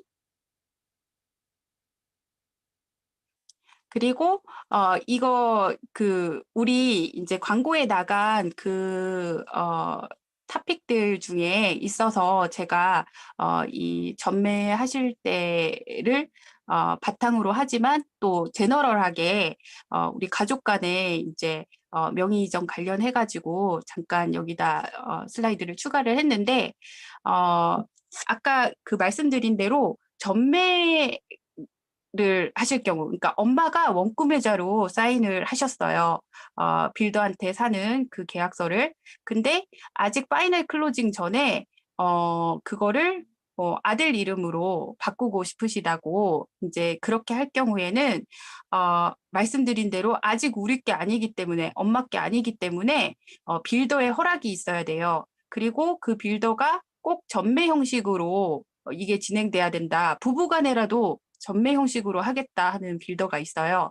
그래서 그렇게 되거나 아니면 엄마가 이제 아들 이름으로 이거를 나는 하겠다 하고 이렇게 사인을 해서 주면 되는 타이틀 디렉션으로 하거나 그렇게 해야 되는데 전매 형식과 똑같아지니까 아까 말씀드린 전매할 때 생각하셔야 되는 그 추가적인 비용 관해서나, 그리고 내 아들이 들어가서 살더라도 일단 빌더에 따라서 원구매자가 아니면은 클로징 날에 무조건 그 HST 뉴하우징 리베이트는 빌더가 대신 신청을 안 해준다라고 하게 되면 그 24,000 정도를 최대 준비를 하셔야 되시는 거고요. 그리고 그 우리 콘도가 아닌 그냥 일반적인 그 리세일을 하실 때에 이미 내 명의로 되어 있는데 자녀 이름으로 바꾸거나 아니면은 지금 자녀 명의로 되어 있는데 또 부모님 이름으로 바꾸거나 가족 간에 그거를 하실 때에는 아까 우리 그 김동국 회계사님 말씀처럼 지금 그 취득세 관련해서 생각을 하셔야 되잖아요. 해서 이게 가족 간에 그냥 명의 변경, 그냥 뭐 내 이름 있는데 빼고 딸 이름 해주세요. 내지는 뭐 딸 놔두고 거기에 나도 그냥 추가로 넣어주세요. 이렇게 생각하시는데, 법적인 그 이제 이 명의 변경하는 그 과정은 사실 그냥 우리가 집을 제3자한테 팔았을 때나 크게 다르지는 않아요. 등기 작업이라든지, 그리고 또 경우에 따라 변호사가 양쪽에 있어야 되고요. 근데 이제 세금 관련한 그 기준에서는 부부는 한 유닛으로 그거를 보기 때문에 맞죠, 회계사님? 나중에 아니면 아니라고 예, 말씀 주시면 되는데 이 그 부부는 한 유닛으로 보기 때문에 부부 간에는 사실 비교적 쉽게 그걸 할 수 있고 한 변호사도 할 수가 있어요. 해서 그 취득세가 발생하지를 않고요. 그리고 만약에 그게 몰개지가 이 집에 걸려 있다고 하면 그냥 내 맘대로 명의 변경이 하는데 좀 제약이 있어요. 왜냐하면 이 몰개지 은행은 돈을 빌려줬을 때 이 부동산이 담보이잖아요. 그러면은 이 담보에 내가 빌려준 거는 이 엄마인데 은행 허락 없이 다른 사람으로 바뀌어 있으면은 안 되잖아요. 그러니까 은행에 동의가 먼저 필요한데 이게 은행에 그래서 먼저 아들 명의로 바꾸고 싶다고 하면 그 은행이 아들 명의로 다시 심사를 해요. 그러면 예를 들어 아드님이 지금 인컴이 많지 않은 어떤 뭐 학생이라든지 그렇게 됐을 경우에는 은행이 그 몰개지 어프로브를 안 해줄 확률이 이제 높은 그런 부분이 있어서 은행의 허락 없이 이거를 이제 그러니까 하실 수 없다는 걸 모르시니까 그냥 명의 변경을 무조건 이제 하시기로 어떤 계획을 삼으시고 그럴 때가 있으세요. 그래서 몰개지가 있게 되면 일단은 기본적으로 그 은행에 명의 변경이 생기면 은행에 그 허락을 구해야 되고요. 만약에 엄마랑 아드님 같이 되어 계신데 아드님을 그냥 빼는 건 그럼 어떠냐?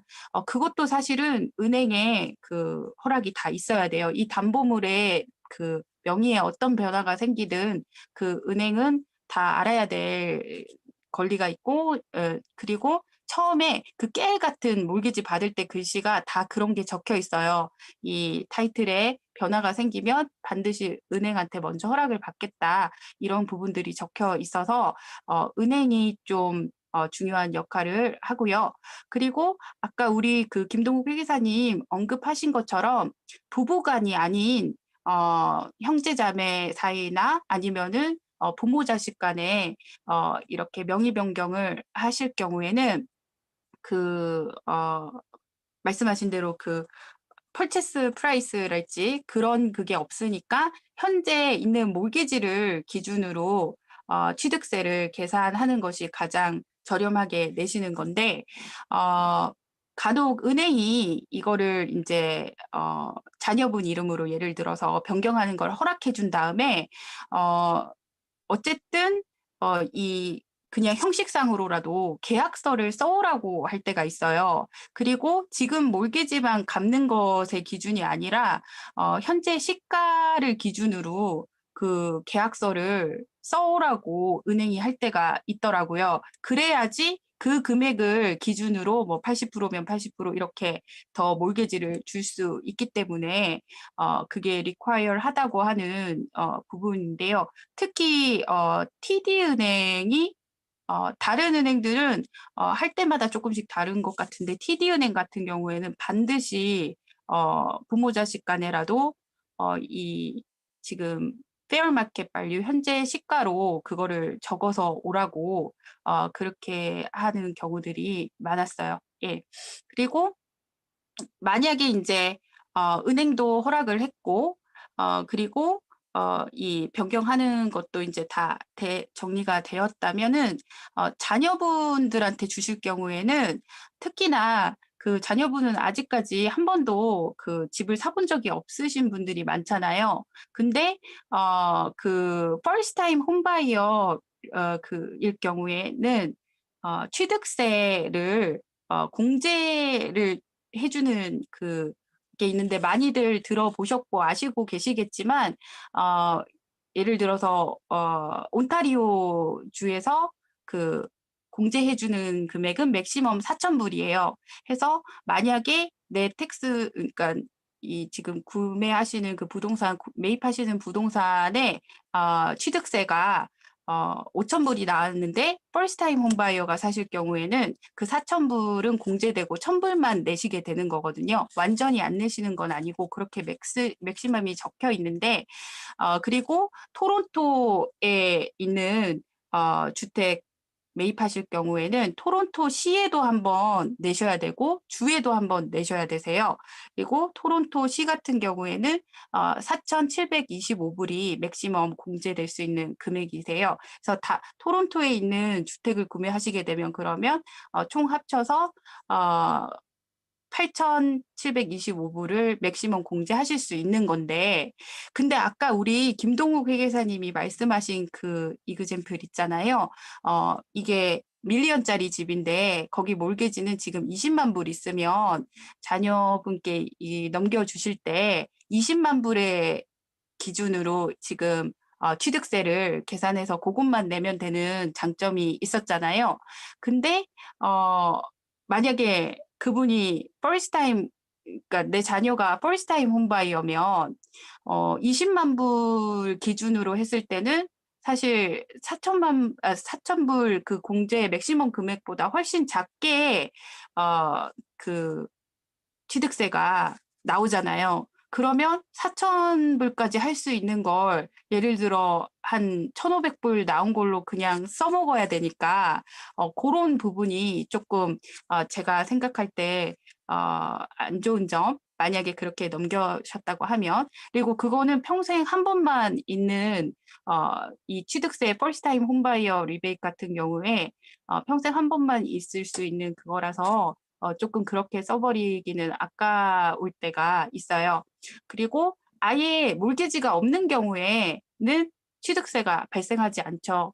근데 그랬을 경우에는 이제 예를 들어서 이 자녀분이 그러니까 명의 이전해준 그 주신 자녀분이 그 집을 내 프라이머리 레지던스로 살다가 파시게 되면 뭐 아무런 그게 없는데 혹시 만약에 이분이 직접 거주하시지는 않는 집이어서 아까 우리 회계사님이 말씀하신 어떤 그 캐피털 게인스 관련해가지고 나중에 텍스 같은 걸 내셔야 되면은 이거를 받았을 때 금액이 제로이니까 이 파시는 금액 전체에 대한 그 이제 50%가 되더라도 나중에 그게 다 서브젝트가 되니까 좀 그런 부분은 미리 생각해 주시면 좋을 것 같아요. 그래서 그게 제가 이제 이 전매랑 또 이어가지고 같이 이 얘기 드리고 싶은 얘기였고요. 애니? 네. 그리고 지금 우리 그 광고에 나간 토픽에 이게 있어가지고 제가 그냥 그 다른 거랑 좀 연관되지는 않지만 그래도 연관을 지어갖고 얘기를 해보자면은 아까 우리 이재영 사장님 말씀하신 대로 그러니까 많은 분들도 지금 알고 계시고 다운타운에 있는 콘도의 공실이 이제 많아서 막 이렇게 걱정들을 하시고 그런 부분들이 있는데 지금 어떤 저희 고객분 문의 오신 경우에는 이제 더 이상 그 이제 학교나 직장에 갈 필요가 없으니까 본인들 본가로 들어가게 돼서 아직 그 계약 기간이 남아 있는데도 그냥 나가버리는 경우에 어떡하냐 뭐 그런 걸로 주로 많이 연락이 오시는데 일단은 기본적으로는 이제 리스가 남아 있는 기간에 대해서는 그 랜돌드인 입장에서는 건물주인 입장에서는 법적으로는 남아있는 기간에 대해서 그거를 달라고 하실 수 있는데 사실 이게 지금 코로나 상황으로 인해서 이게 정말 익스큐즈다라고 뭐 이렇게 이미 되어가지고 무슨 판례가 나오고 이런 거는 없지만 그래도 어느 정도 이 지금 누구도 예상하지 못한 이 혼란스러운 이 시기에 대한 거를 적용해 줄 거라는 그런 생각을 하고 있기 때문에 나중에 이거를 그 보통 이제 뭐 수를 하거나 이제 소송을 해서 그거 남은 기간에 대한 걸 받는다고 하는 게 어렵지 않을까 그렇게 일단은 보고 있고요. 그리고 커머셜 프로퍼티 같은 경우에는 그 레지던셜은 이 얘기를 하고 넘어가야지. 그 살기는 계속 공실이 되지 않고 있긴 있는데 지금 코로나 때문에 뭐 직장을 갈 수 없게 됐거나 이러저러한 이유로 렌트비를 그러면 안 내게 되면 어떡하는가? 현재 상태는 그렇게 해서 레지던셜 같은 경우 렌트비를 안 내도 원래도 근데 쫓아내기 그러니까 렌트비를 안 낸 세입자를 그냥 바로 쫓아낼 수는 없고 다 그 절차를 거쳐야지만 되잖아요. 랜드로드 테넌트 보드에 가셔가지고 이제 안 냈다 하고 그런 다음에 우리가 바로 이제 쫓아낼 수 없고 다 그런 과정을 거쳐서 이 보안관이 와가지고 락업을 하고 막 이런 그런 원래도 레지던셜은 그 보호가 그렇게 되어 있는데 현재 지금 그 렌트를 안 냈어도 그렇게 당연히 더 쫓아낼 수 있는 어떤 그런 거는 힘든 상태고 어차피 나간다 해도 또 다른 세입자를 구하기가 힘들기 때문에 그냥 현재 상태는 그럼 나중에 내라 하고 같이 이렇게 해보시는 상태이신 것 같아요. 그리고 이 상업용 커머셜일 경우에는 아예 정부에서 렌트비를 안 내도 그냥 쫓아낼 수는 없다라고 했기 때문에 그냥 나가라고 할 수는 없게 되어 있고요. 지금 이제 우리 같이 함께 들으시는 많은 분들 중에 랜롤드의 입장인 분도 계실 거고 또 내가 세입자인 입장인 경우도 있으실 건데 커머셜 같은 경우에는 사실 지금 조금 뭐 나아졌다고는 하지만 비즈니스 종류에 따라 아예 아무것도 할 수 없는 비즈니스도 있고 정말 리밋되게 그 원래 하던 비즈니스보다 정말 뭐 한 20% 정도밖에 운영할 수 없다든지 그런 비즈니스 종류들이 있잖아요.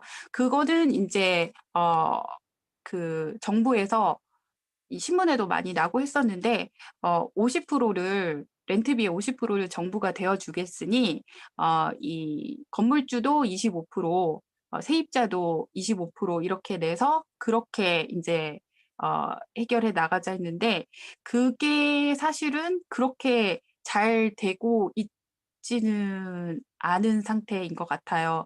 그 세입자로서의 고객분이셨던 저희 고객분들 얘기를 들어보면 이제 그게 딱 법적으로 무조건 해줘야 되는 게 아니라 그런 게 있으니까 하라고 장려만 하는 거여서 그 건물주분들이 다 무조건 해주시지는 않잖아요. 그리고 그 준비를 다 사실 어플리케이션 자체를 랜롤드분이 그 접수를 하셔야 되는 거니까 그런 그 경우들이 있어서 네, 25% 랜롤드가 해줘야 되는 비용까지 그냥 따로 막 캐시로 주시면서까지 그거를 어쨌든 해서 50%라도 그렇게 하셔야 되겠다고 생각까지 하시는 그 세입자 고객분도 계셨거든요. 그래서 그런 그 부분은 아직까지 좀 더 봐야 될 부분이고 그리고 한두 달 사이에는 그래도 조금 그걸 해 주시는 그 분들이 많이 생겨서 좀 나아졌었고 또 랜롤드 고객이신 분 입장에서는 이렇게 하다가 정말 저 비즈니스가 문을 닫아가지고 더 이상 할 수 없게 되면 누구를 또 찾아서 리플레이스 하거나 그냥 공실이 돼야 되는 거잖아요. 그리고 아까 말씀드린 그 레지던셜 상황과 비슷하게 남은 기간에 대해서 그거를 법적으로 어떤 그 받을 수 있는 어떤 그 절차를 그 리커버를 하는 절차를 한다고 해도 이 코로나라는 그 상황이 얼마나 그 그 영향을 줘서 그렇게 될지 알 수 없으시기 때문에 최대한 협조적으로 이제 같이 해가지고 이 어려운 시기를 넘겨보자 하시고 있는 것 같은 그런 분위기로 저는 보고 있어요. 해서 지금 제가 여러 가지 테크니컬한 그런 문제와 더불어서 이 당황한 나머지 두서없는 내용에 너무 길어져 가지고 제가 어떻게 될지 모르겠네요. 해서 제가 준비한 거는 여기까지인데요. 오늘 지금 얘기한 거 중에 조금 더 자세히 아시고 싶은 내용이 있거나 하셔가지고 정말 이거는 그때 자세히 못 들었다 하시는 게 있으시면은 전화 연락을 주시면 되는데요. Can you put the next slide? The last. 예, 여기가 제 전화번호입니다. 거기 이메일이 있고요.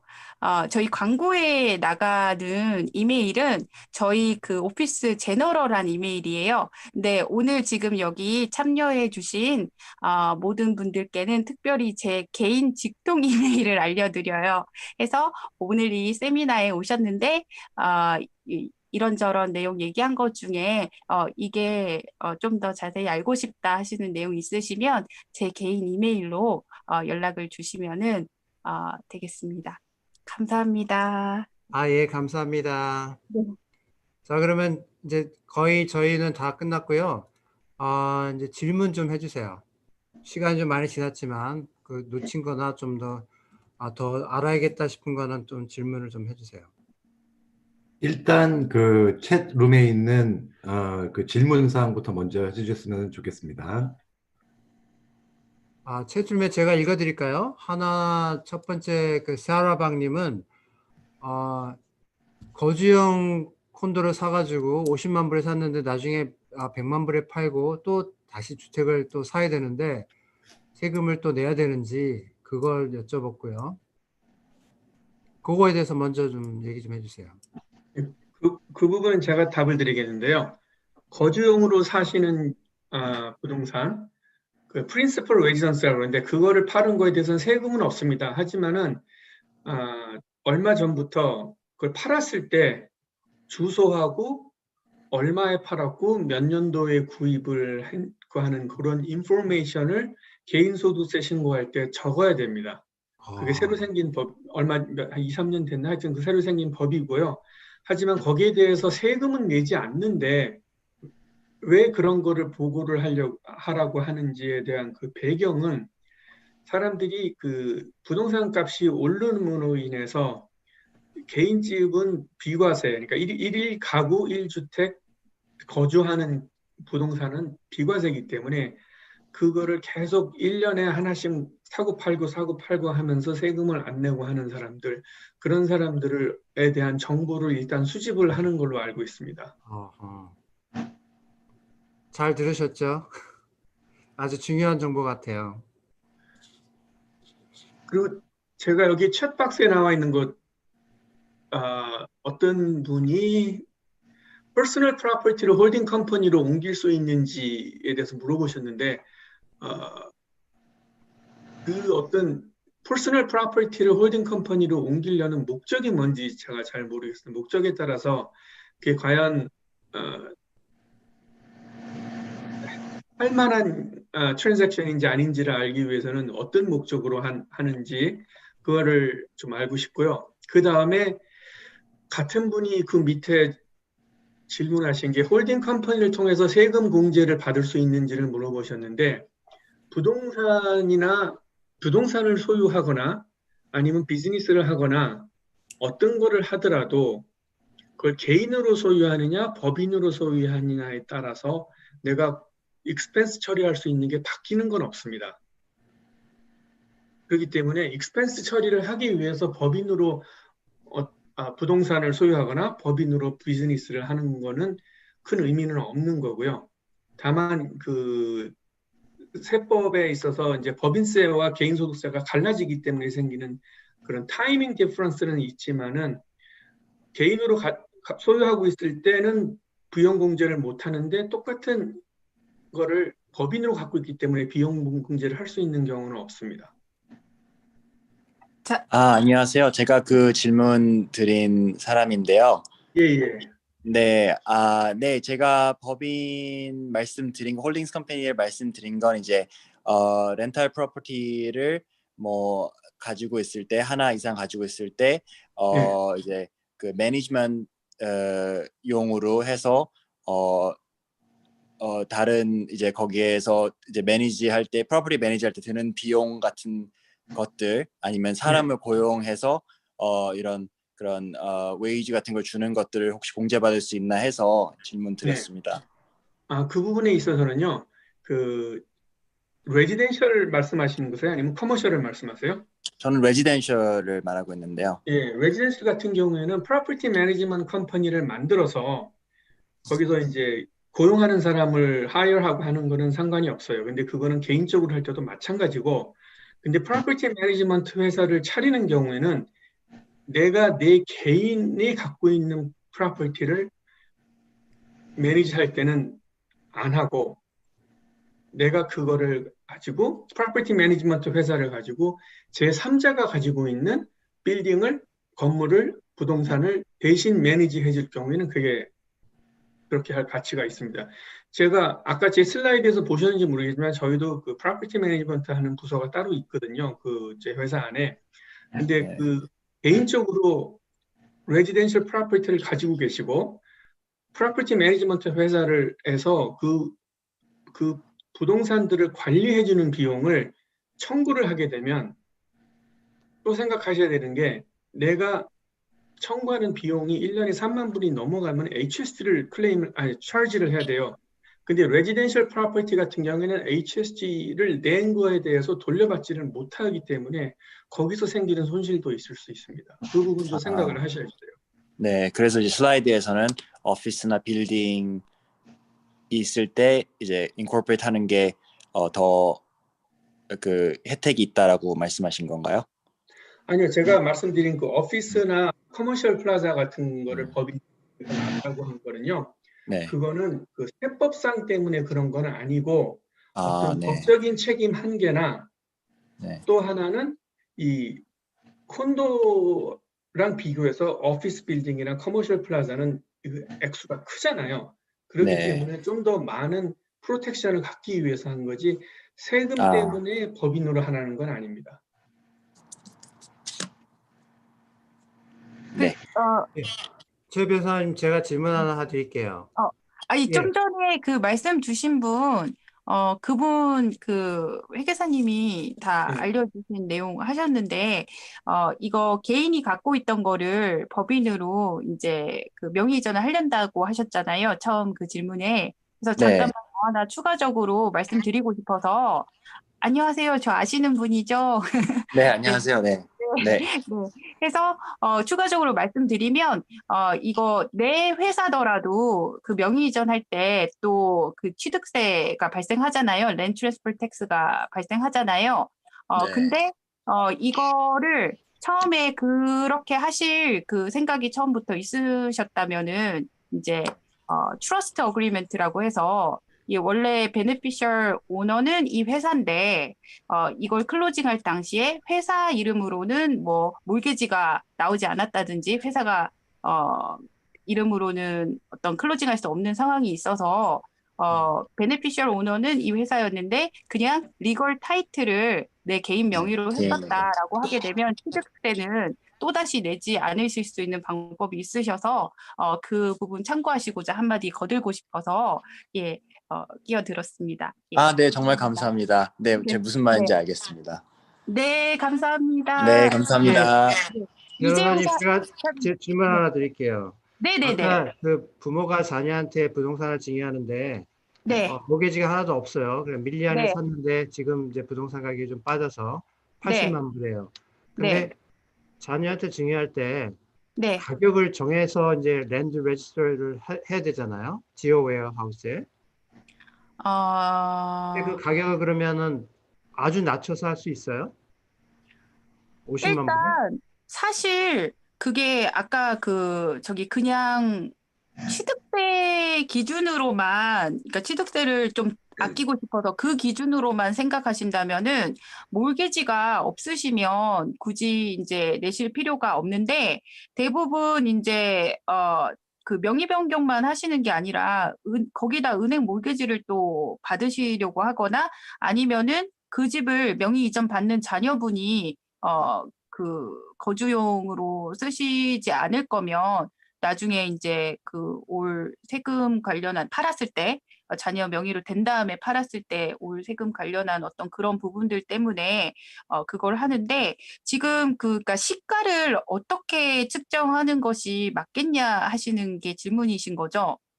그렇죠. 근데 네. 만약에 모기지를 더 많이 아주 받고 싶으면 시가를 낮게 측정할 거면 이거를 왜 처음부터 그럼 이제 몰개지가 없어서 제로여도 되는 거를 낮은 시가로 하시려는 이유가 그 자녀분이 들어와서 직접 거주하지 않으실 거기 때문에 나중에 팔았을 때 조금이라도 어떤 세금에 대한 그런 것 때문인가요? 아니 그런 게 아니라 만약에 네. 그러면 그 가격 측정이 만약에 1밀리언을 샀는데 내가 네. 모기지를 더 받고 싶어서 그러면 자녀한테 증여할 때 1.2밀리언에 만약에 증여를 해서 더 받을 수도 있잖아요.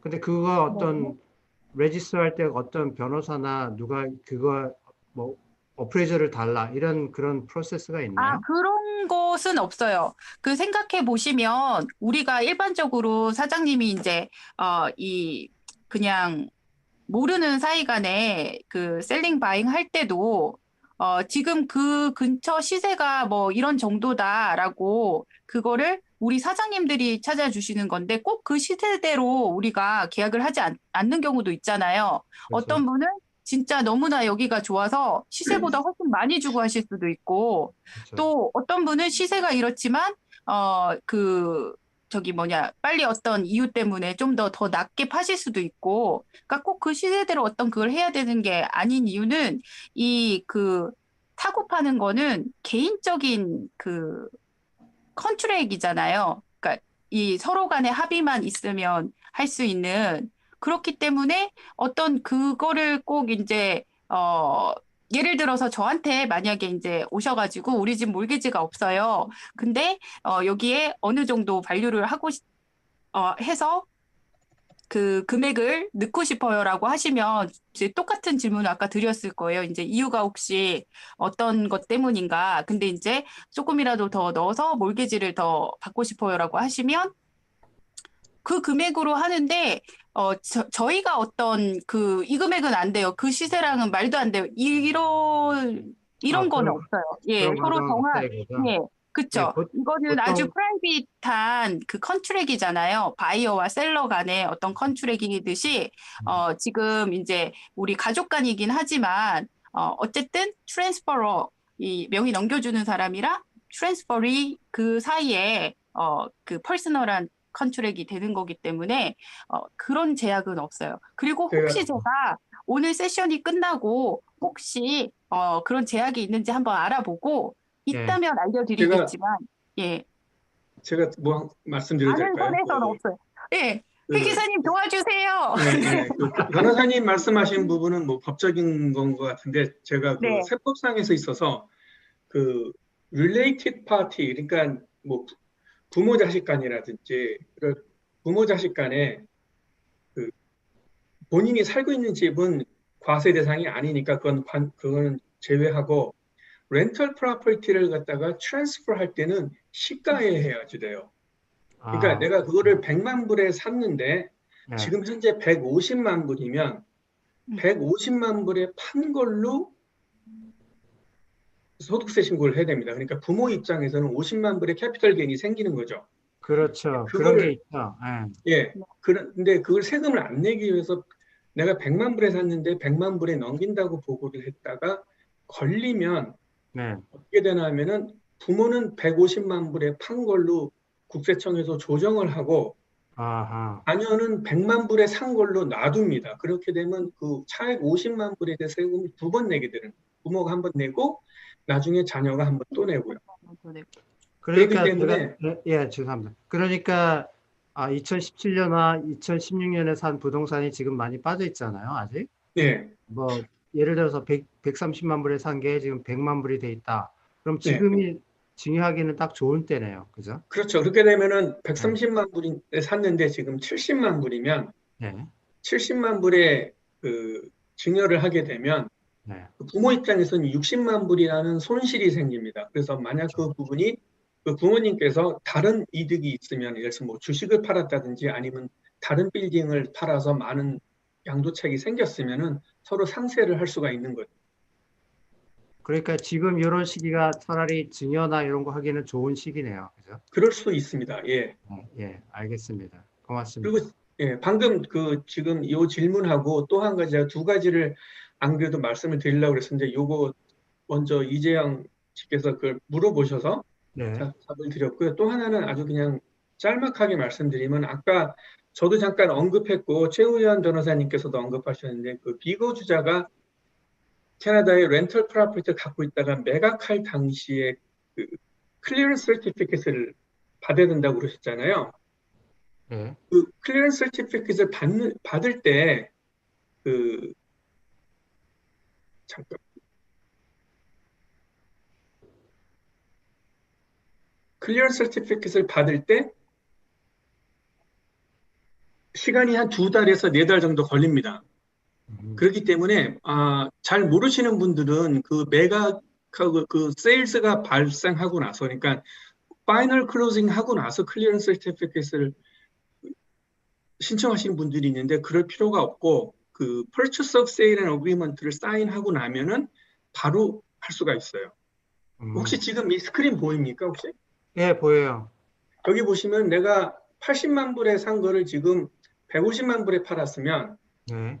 클로징 하고 나서 150만 불의 25%인 37만 5천 불을 변호사가 홀드를 하고 있어야 돼요. 근데 클리어런스 서티피켓이 나오면 차액은 70만 불이기 때문에 거기에 대한 25%인 17만 5천 불만 홀드하고 나머지 20만 불은 매각한 non-resident한테 줄 수가 있거든요. 그렇기 때문에 하루라도 빨리 클리어런스 서티피켓을 신청을 하셔야 됩니다. 그러면은 파는 사람과 비거주자죠. 사는 사람이 그 Purchase of Sale and Agreement를 사인을 양쪽에서 하고 나면 바로 신청을 들어가면 됩니다.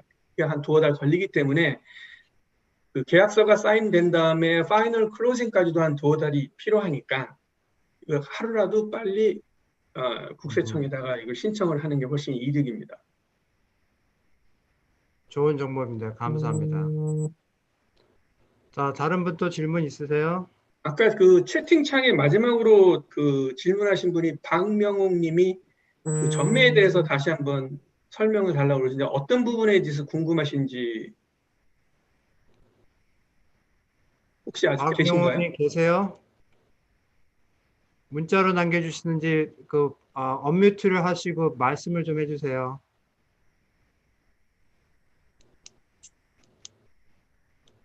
제가 그러면 그 최우현 변호사님께서 네, 저기 예. 네, 시작 전매에 대해서 설명하실 적에 그 처음에 시작하시는 그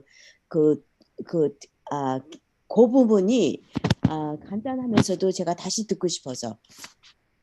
처음에 시작하는 부분요? 네, 전매에 대해서 처음에 딱 설명을 시작하시는데 예. 금방 끝이 나셨는데 제가 그걸 다시 듣을 것 같고요. 제가 말씀드렸던 전매에 대해서는 잠깐만요. 전매에 대해서는 최우현 변호사님께서 상세하게 나중에 부연해서 설명을 주셨는데요. 네. 제가 최 변호사님께서 발표하실 때 제가 간단하게 이걸 하나 만들어 봤거든요. 얘가 예를 들어서 분양가가 25만 불인데 5만 불을 디파짓을 낸 상태에서 30만 불에 전매를 하게 되면 25만 불에 샀는데 30만 불에 전매를 했으니까 5만 불이라는 차익이 생기고요. 그 5만 불하고 내가 디파짓한 5만 불을 더하면 10만 불이라는 돈을 그 전매를 한 사람이 나중에 받게 됩니다. 근데 대부분의 분들은 잘 모르실 경우에는 여기에 HST가 적용이 안 된다고 생각을 해서 내가 5만 불 디파짓 했는데 10만 불을 받을 거니까 양도 차익은 5만 불이라고 생각을 하시고, 세율을 40%라고 가정을 했을 때 적용을 하면 2만 불이 소득세가 되기 때문에 2만 불을 내고 나면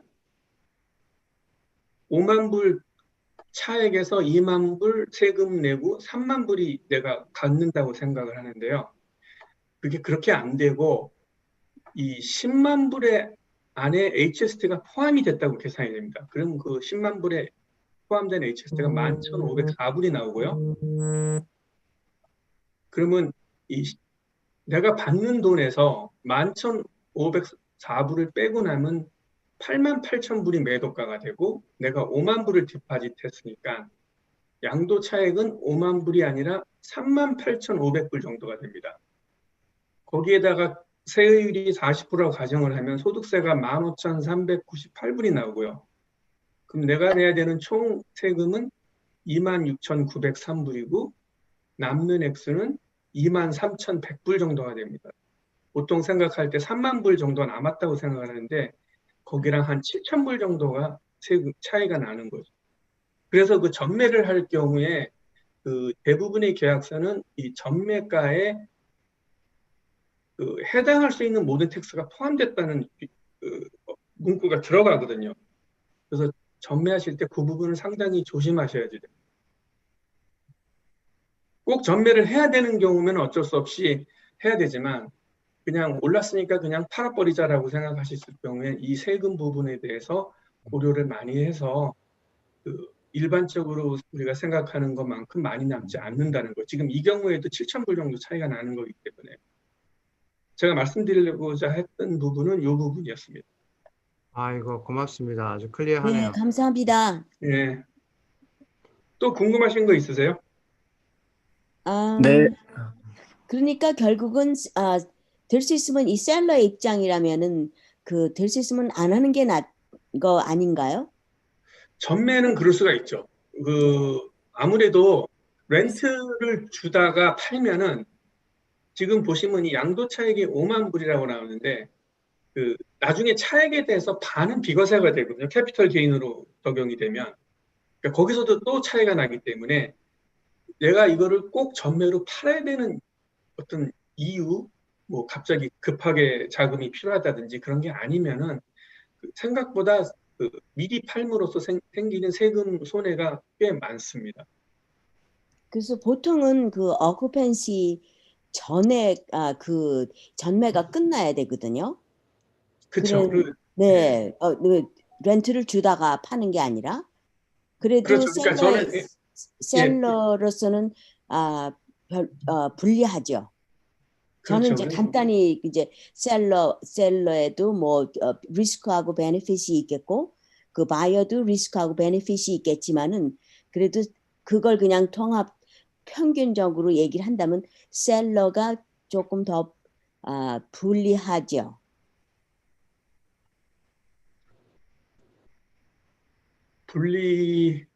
그래서 불리하다고 말씀드리면 참 그렇고요.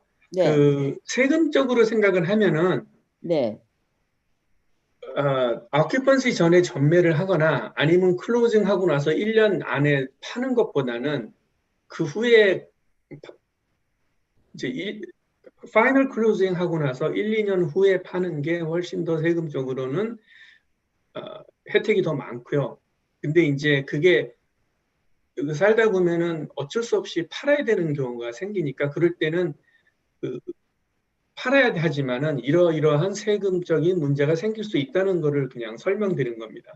네, 감사합니다.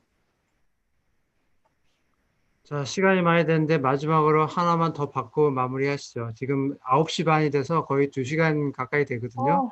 예. 죄송합니다. 이게 다 저 때문에 시간이 지연이 괜찮아요. 돼서. 이진우 사장님 뭐 질문 없으세요? 마지막까지 잘 계시가지고.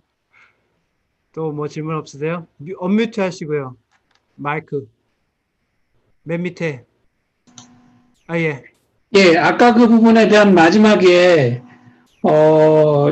회계사님 2002년에 이민 올 당시에 그 시가에 대한 어떤 서류를 만들어 놓지는 못했는데 지금에 준비할 수 있는 서류는 어떤 방법과 서류가 있을까요?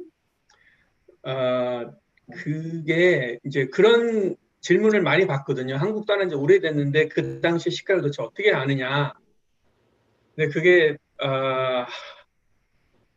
교과서에 나온 방법이 있고 나오지 않은 방법이 있는데 제가 이게 녹화가 되는 데서 말씀드리긴 좀 애매하고요. 그 덩치가 크면 클수록 한국에도 감정 평가를 하는 회사들이 있다고 들었습니다. 그분들한테 감정 평가서를 받는 게 제일 안전한 방법이라고 추천드릴게요. 정답이네요. 이런 부분은 어떨까요? 그 공장 소재지 근처에 있는 부동산 업체에서 그 당시의 시가를 공시지가 또는 매매 계약으로 인해서 주변에 판매된 금액을 한글로 받아가지고 그거를 지금 영문으로 번역을 해서 공정을 받아두는 건 어떨까요? 그 방법이 괜찮은 방법일지 아닐지는 제가 말씀드리기 좀 애매한 게 결국 그거를 만약에 그 원가를 그러니까 그 당시에 시가를 갖다가 캐나다 국세청에서 질문을 했을 때 우리가 이러이러한 서류가 있다 했을 때 그거를 갖다가 인정해 줄지 안 해줄지는 그 국세청에 달려 있는 거기 때문에 제가 말씀드리기 좀 애매한데 그동안에 저 같은 경우에는 주로 이제 부동산에 관련된 게 많았기 때문에 부동산은 그 당시에 시가가 얼마였다는 걸 계산하기가 좀 간단하지만 비교적 간단하지만 공장 부지 같은 경우에는 어떤 특별한 목적을 위해서 존재하는 부동산이기 때문에 일반적인 렌트를 주는 부동산, 전세나 월세를 주는 부동산보다는 좀 더 복잡할 것 같은 생각이 듭니다. 예. 자, 이제 시간이 다 2시간이 지나가지고 예정보다 좀 길어져가지고요. 참가해주신 분들 다 귀중한 시간 내주셔서 감사드리고요. 다음에 또 다음 달에 또 더 좋은 주제로 준비하겠습니다. 그리고 오늘 게스트 스피커로 준비해주신 우리 최우현 변호사님하고 김동호 회계사님 또 사업 번창하실 바라고요. 다음 기회에 또 만나겠습니다. 그러면 다들 고맙습니다. 감사합니다. 예, 감사합니다. 감사합니다. 네. Annie, thank you. No problem. Good night. Thank you so much, Annie. I Thank love you. you. Thank you. Bye. 고맙습니다. Bye. 들어가세요. 들어가세요. 네, 로미께서 bye. 보내주세요. 안녕하세요.